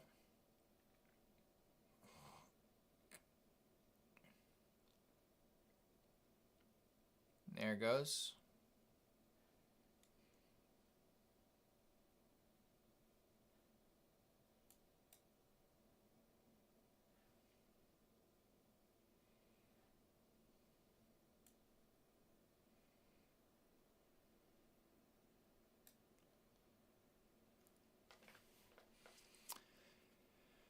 Pop, pop, pop, dap, pop, do, pop, pop, pop, do. Will not take any impulsive trades.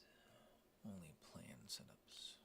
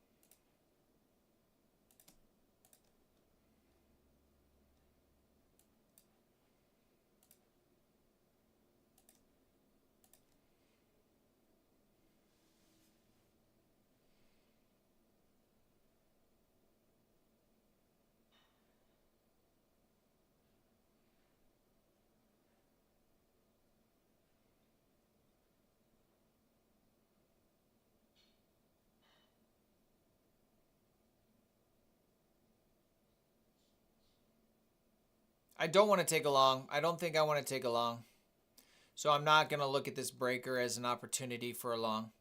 It could absolutely work out, but I mean, after all of this, we already reached a lot. I don't know if it wants to continue up when we're in such a bearish environment. So I'm going to pass on that and see if we have an opportunity for a short.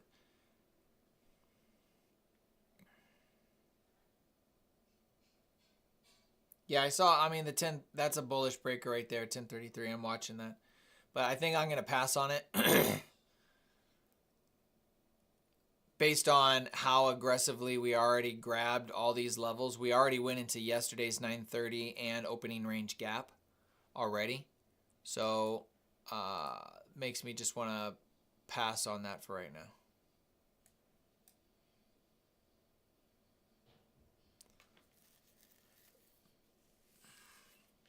Because we're also inside this range. So this range could do a lot of different things.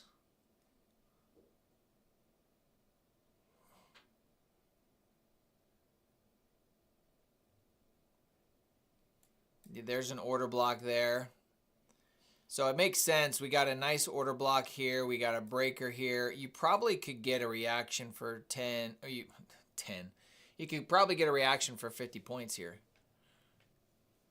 But at the same point, it also could just melt down into this fair value gap.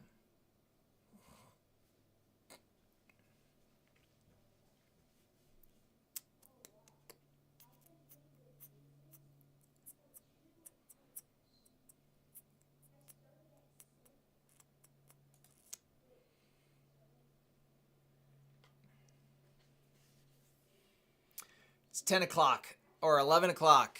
2 minutes, 2 minutes, 2 minutes. What do we get? Do we get anything? Yeah, I mean, it's there. It looks good for a long. It really does.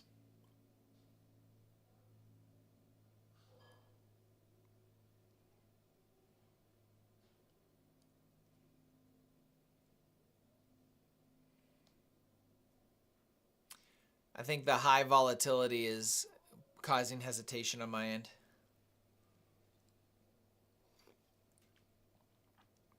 Until it doesn't.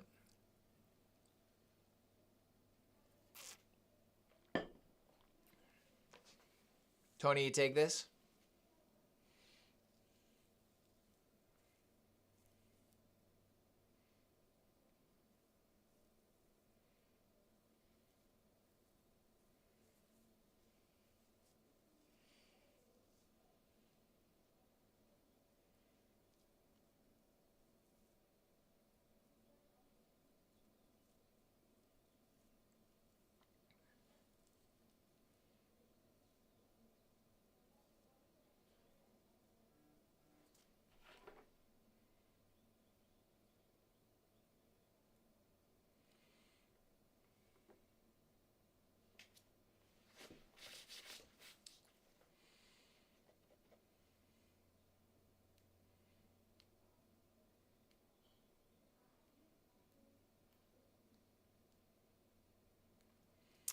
Waiting for a move, folks. For those of you joining, we're looking for one trade. We've missed a couple just because of how extreme the volatility was. But we're looking for one trade, one execution. If it's a winner, great. If it's a loser, that's fine as well. We're going to be done after one trade. So we're still waiting for the one trade that just, calls my name.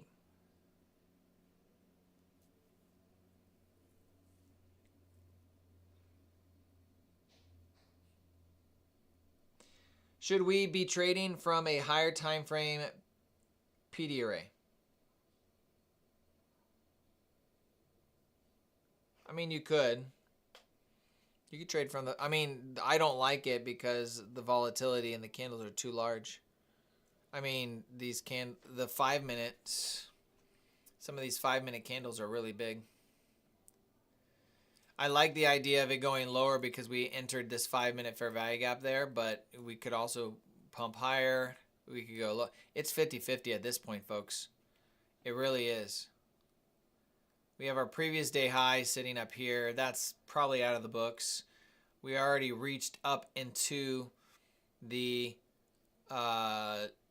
opening range gap from Friday, sitting right there, and the midpoint. So here's 930. That was 930 right there.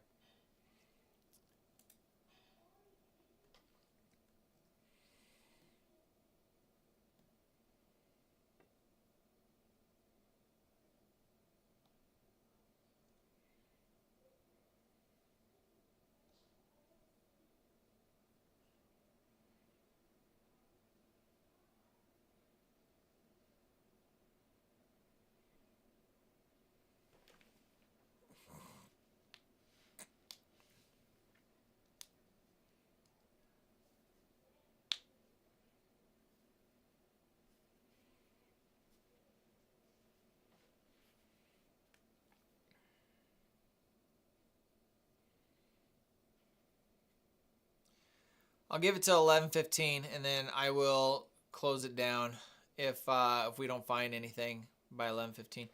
We do have this breaker right here. I like this bearish breaker sitting right there. It will look better on the 30-second. See that level there? Fair value gap here, there. That's our best option. That's our best option. We have an order block. We got swing highs. We got an order block. We got a breaker. So I think that will be my one entry here, is I will take a short, most likely at that point. I like the way the 30-second looks, so I'll stay on the 30-second.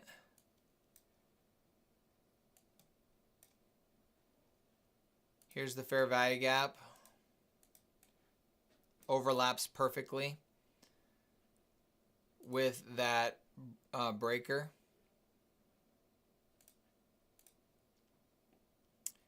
So I will take a short there. That will be my short.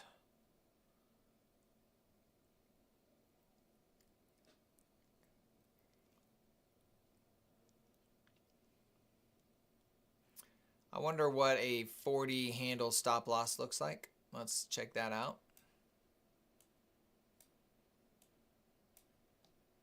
Ooh, that swing high is still 130 points. So there's 40.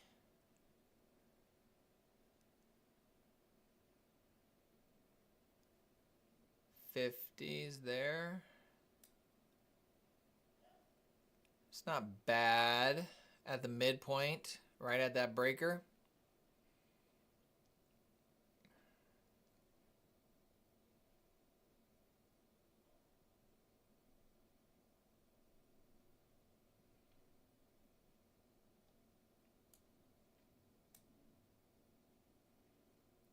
I could do it at the 3/4. That'd give me a little bit better above that. I think that's what I'll do. So I'll look for an entry sitting at 17,924-ish. Somewhere around this area, above the midpoint of that, that's kind of what I'll look for as an entry to the downside. On the 30-second chart, breakers right there. How far do I want to go? I mean, if I can get 100 points, 100 points. Let's see.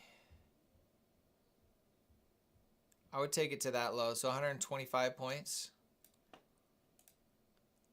I'll do that. I'll be right back. I'm going to use the restroom, folks.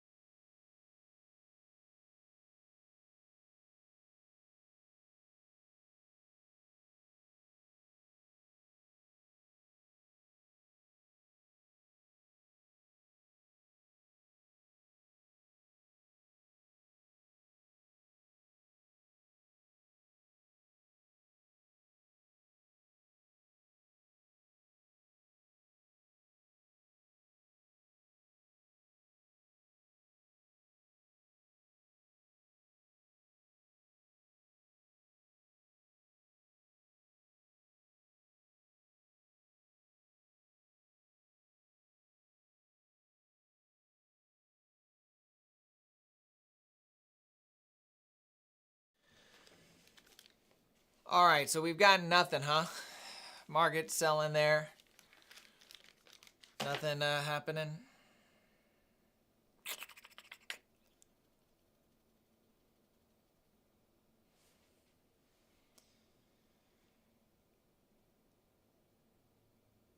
The volume has definitely died from that level or from earlier. Still quite a bit, but I mean, it's probably a good thing that we chose not to take any of that.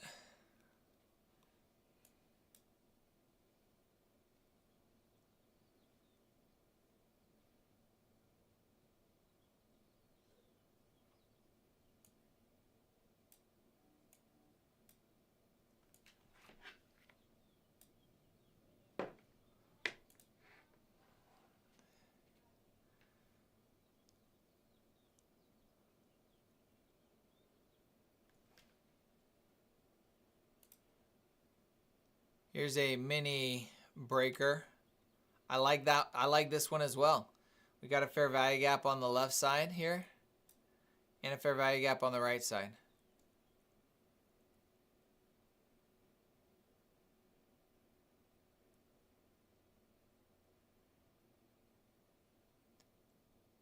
The risk is, does price want to not mitigate anything above here, right? Does it not want to mitigate that? Does it want to just hit this level and roll over here and continue lower? And I tend to lean towards, in the past, I would say, oh, here's a breaker. Let's take this to the downside. It looks really good, really clean. We probably are going to run lower anyway. And I would be impatient, not waiting for this up here. So I know this is going to suck, me saying this, but I think I'm not going to take this. I think I'm going to wait and see if we can get up here.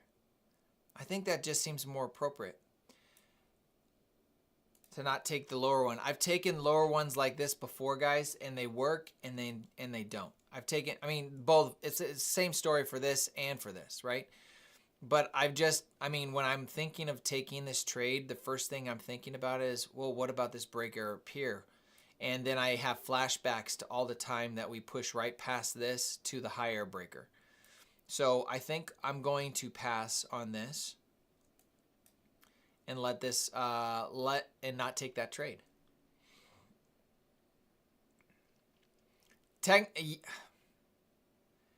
Yes, based on structure. But I mean, you can't just take a unicorn without a higher time frame draw. And to me, this is unmitigated price action up here. So to me, that's higher a higher time frame draw, or a higher draw on liquidity that could make this irrelevant. It could work, but it just depends on your risk level and your risk tolerance. If we just, so let me give you another way. If this plays out, I can still take this inversion right here to the downside. So just because I don't choose to play this doesn't mean I miss the move. I can still capitalize on it. I'm just going to use a different model to take that to the downside. So I think what I'll do is I'm not going to take the breaker, and I'll look at the close of this fair value gap as an entry for a downside move. That protects me in case we just want to blow right past this. Right?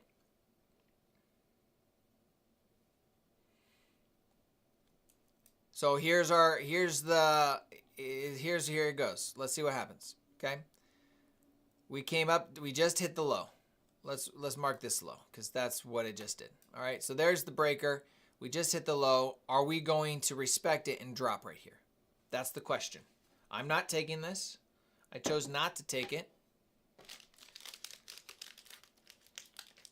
And let's see what happens to price.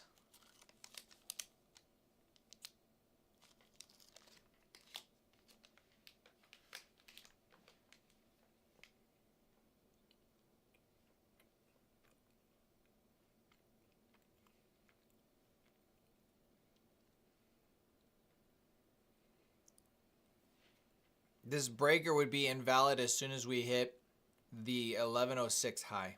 And I'm still on the 30-second chart. I should honestly get out of the 30-second chart and drop to the 1 minute. Yeah, it's still valid.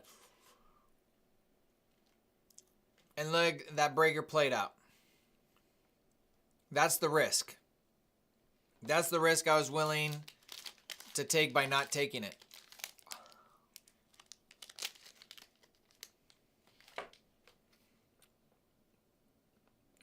I've just taken those too many times in the past, and it just blows right through it.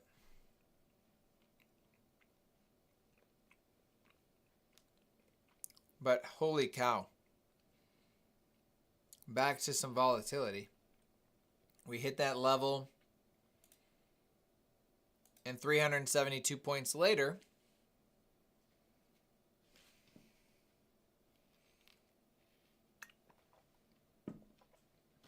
and it, just as I said before, I'm not going to look at this as a, missed opportunity.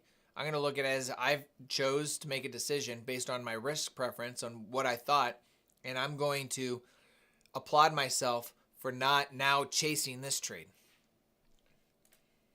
Because that trade now is that, there's not even an opportunity to take a short here. We've already ran the lows way down here.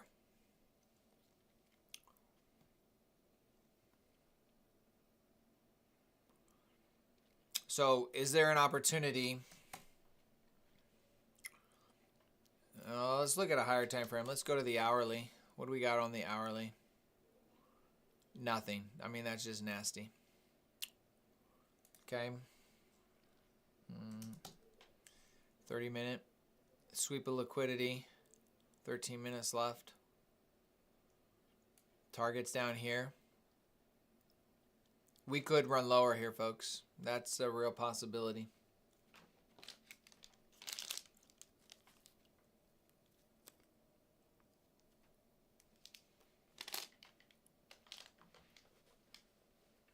I know. Tee off, it's crazy.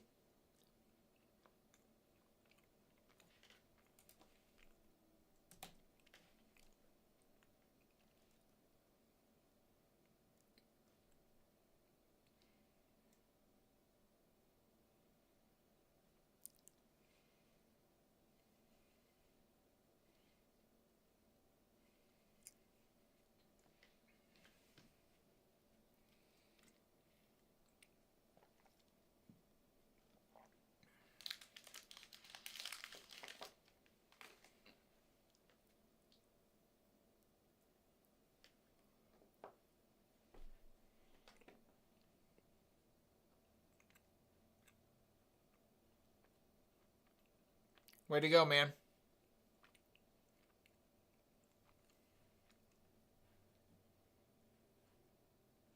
The charts are changing. The charts don't look the same anymore.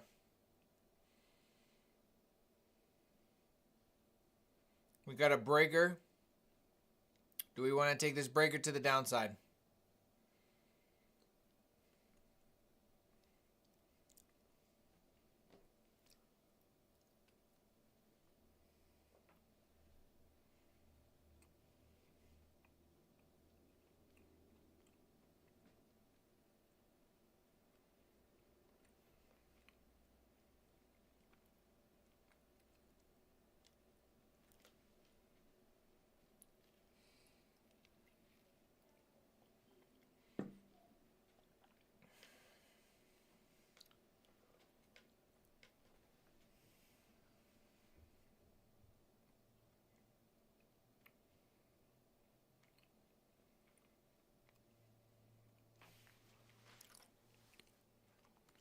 Previous day low was tagged. I didn't pay attention to that. You see the previous day low tag right here? That's nice.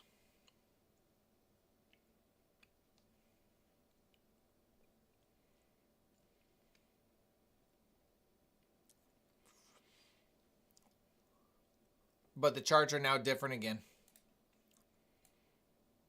So we'll move this back out here.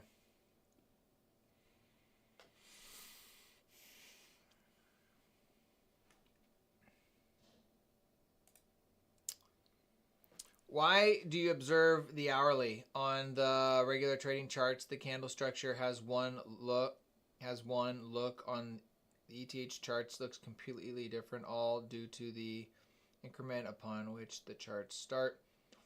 Why? DIO. Do you mean do, Lescan? Why do you observe the hourly? I'm looking for a reversal or continuation entry. So I've talked. I don't know if you've been here, Lescan, since I've talked about the 30-minute and the hourly reversal model. Reversal or continuation. It's based on the looking at the hourly and the 30-minute, and so that's what I'm looking for. Is if there's an opportunity.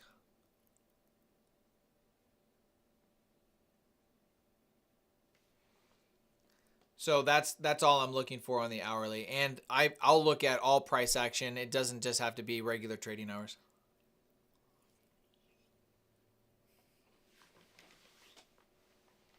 If that breaker pushes down to the lows, isn't that a breach of the 2% rule for props? I don't think there is a 2% rule for Apex, unless you can find it. I haven't seen it.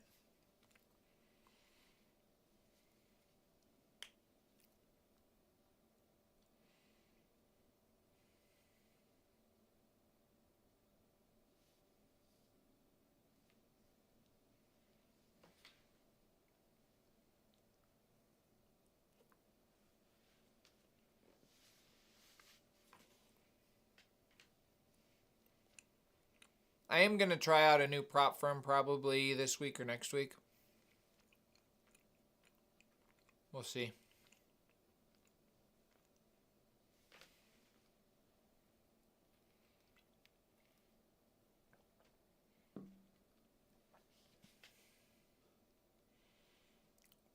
There's not an inversion to the downside right here. I'm seeing if there's an inversion here that could be an opportunity. Right here. Nothing. We've already mitigated all of this. The breaker still technically valid, but invalid in my mind.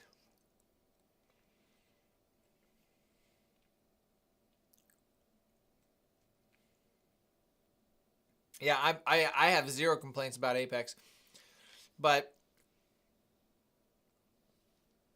I do want to try some other firms, and just so I can give my opinion to other people, so people have options as well as I try out some different prop firms, because I know there's different flavors for different folks.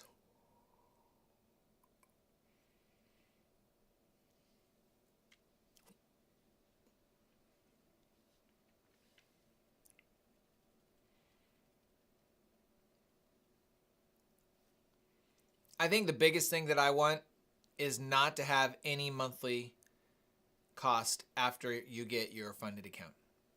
I don't want any monthly subscription or monthly cost to having that funded account. That's probably one of my biggest ones.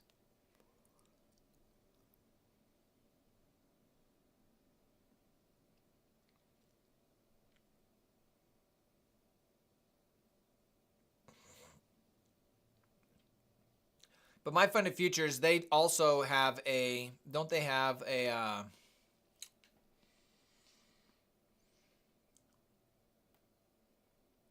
higher consistency rule?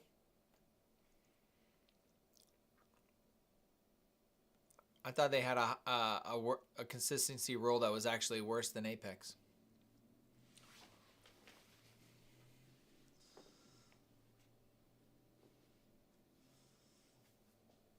Yeah, that's what I thought.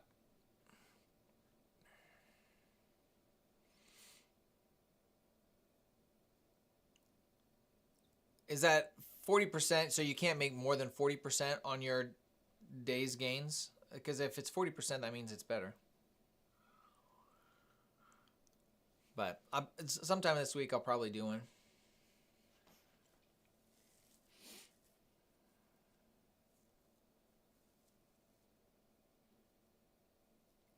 Take profit is 50%. Yeah, I think I was looking at take profit just a couple days ago.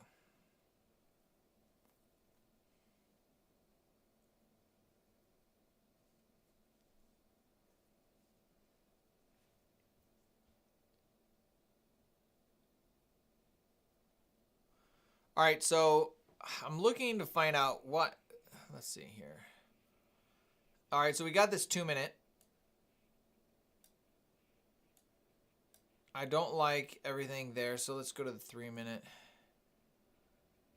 No, it's the 2 minute.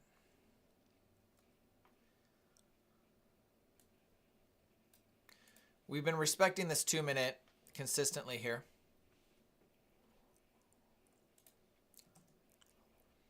And then we have this 1 minute order block that's sitting down here. I'm going to mark that. We got to swing low.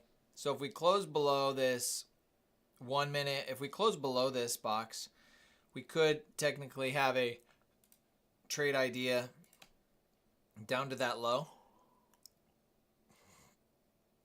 I just don't think it wants to do that right now. I mean, it's 11:25. So my guess is we're probably, and this is what I've been very careful about, is we're probably going to stay somewhere in this range here, right? And that's what we're going to have to trade with that idea.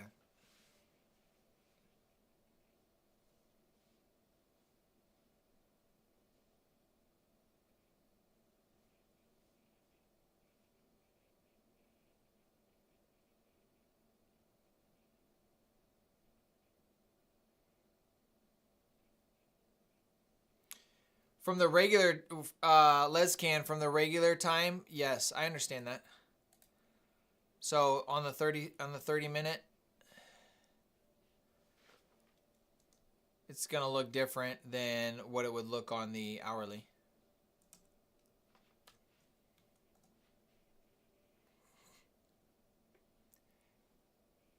And at the beginning here, so Lescan, I'll say this. Right at the within the first 30 minutes, I think that's relevant. But after the first 30 minutes, when the market is overlapping price action in these areas already, now I'm just looking for liquidity. So that 30-minute candle doesn't become as important to me, or that 30-minute perspective, this gap, because we're already looking at that in our opening range gap. I'm now looking for liquidity points. What's the liquidity point that seems appropriate? And then on the 60-minute, I'm looking for reversals. I'm looking for sweeps of liquidity. So you can see on the hourly perspective, we swept that liquidity, but then closed inside this range. So that's very bearish from my perspective. That's a bearish signature in price. So I'm looking at those opportunities. Let me give you an example of one that would have played out.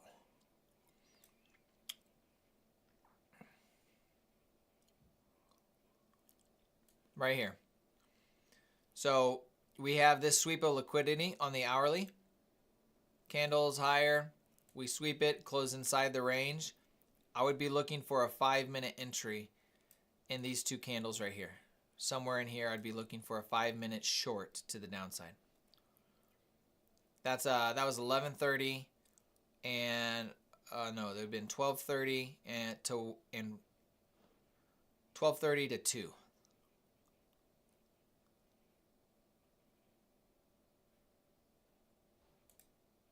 And I'm on the regular trading hours, so that would change if I was on the electronic.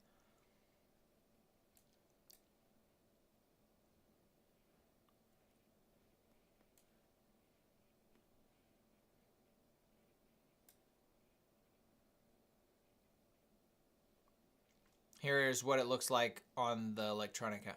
So I just like the way it looks from the electronic view way better. So April 1st, 12 p.m. So we got from 1 to 2.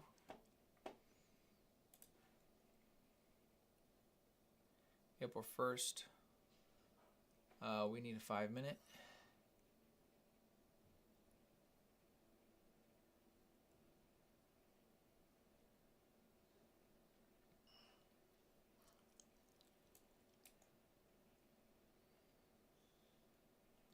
So here's our 5-minute fair value gap. There's our entry. Anytime after 1 o'clock. So you could have got in right at 1 o'clock, and then that would have eventually made its way lower. That's what I'm looking on the hourly time frame. That's it. Or trades like that.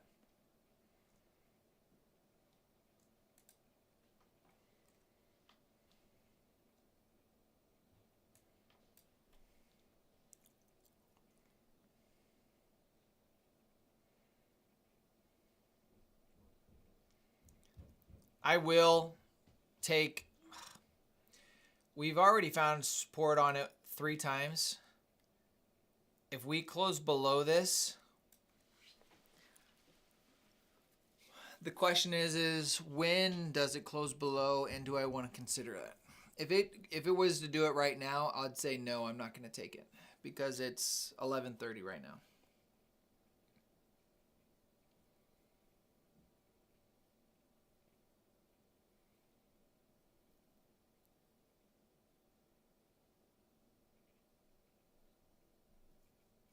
Yeah, I totally get what you're saying. Now, here's the thing. I have people ask all the time. It's like, well, what do you use? What do I use? What do you use? What should I have on my chart? What should I consider? What should I not? There's been times, and I shared this in the last stream, is like I'll throw stuff on my chart.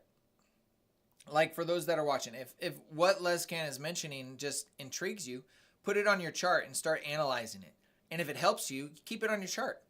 If it doesn't help you with your strategy or how you're viewing the chart, and you're finding that your win rate is not as good or your model is performing the same, then maybe it's not as important for you. And that's kind of how I would look at that, Lescan, is I would consider it as do I see it relevant for my style of trading and for my analysis? And I haven't done any amount of time with it, so I can't give an answer to that. But it would be like putting on Midnight Open. I drop Midnight Open for the most part on my charts. Now, I'm probably 50-50 on Midnight Open. Does Midnight Open really help me in my trading? I would say it's 50-50. If the Midnight Open is unmitigated and hasn't been tagged in London session, then I really like Midnight Open, right? So where's Midnight Open right now? Midnight Open is right here, right? So for me, looking at Midnight Open, there's Midnight Open represented by this black dotted line. It was mitigated during London session and moved higher. And we tagged it right here. So does that make it important to me? Well, not as important as it compared to if it wasn't mitigated prior to 9:30. So I leave it on my charts for the most part.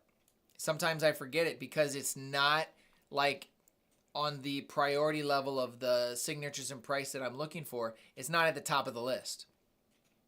But if you're finding that the 30-minute time frame helps you identify those levels better, then you need to keep it.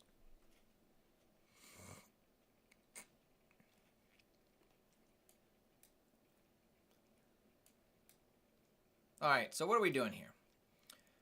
We bounced on that level again for a 4th time.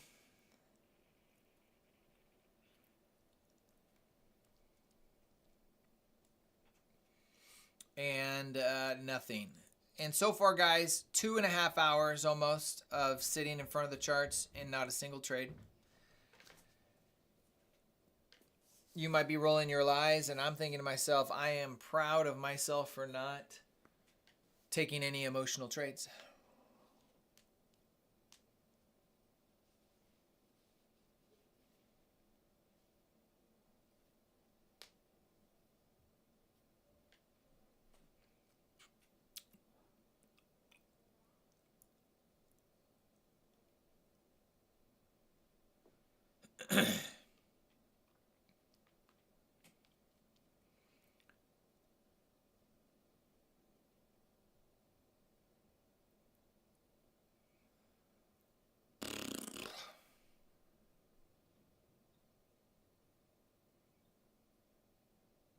I think I'm about done here, guys. I'm about done.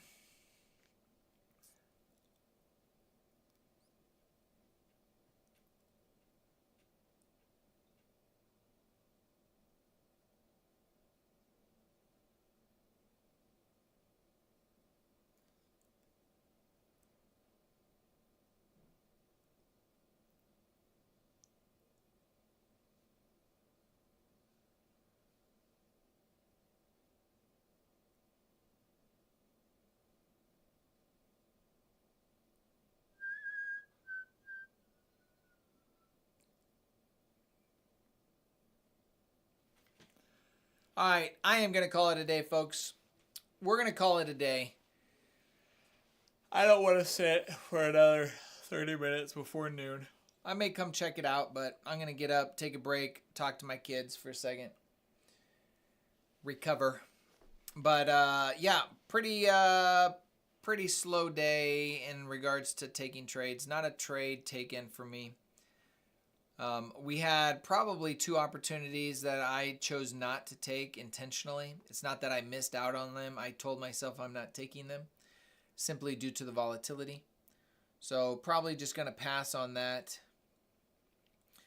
Can I see your comments here?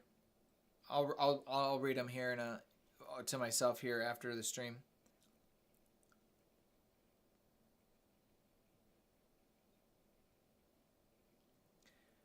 Dominique, yes, and I clarified that earlier.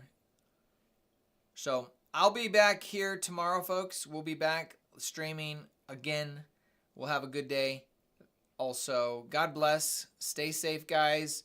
Don't do anything crazy. Okay? God bless. I appreciate you all. We'll see you soon. Bye-bye.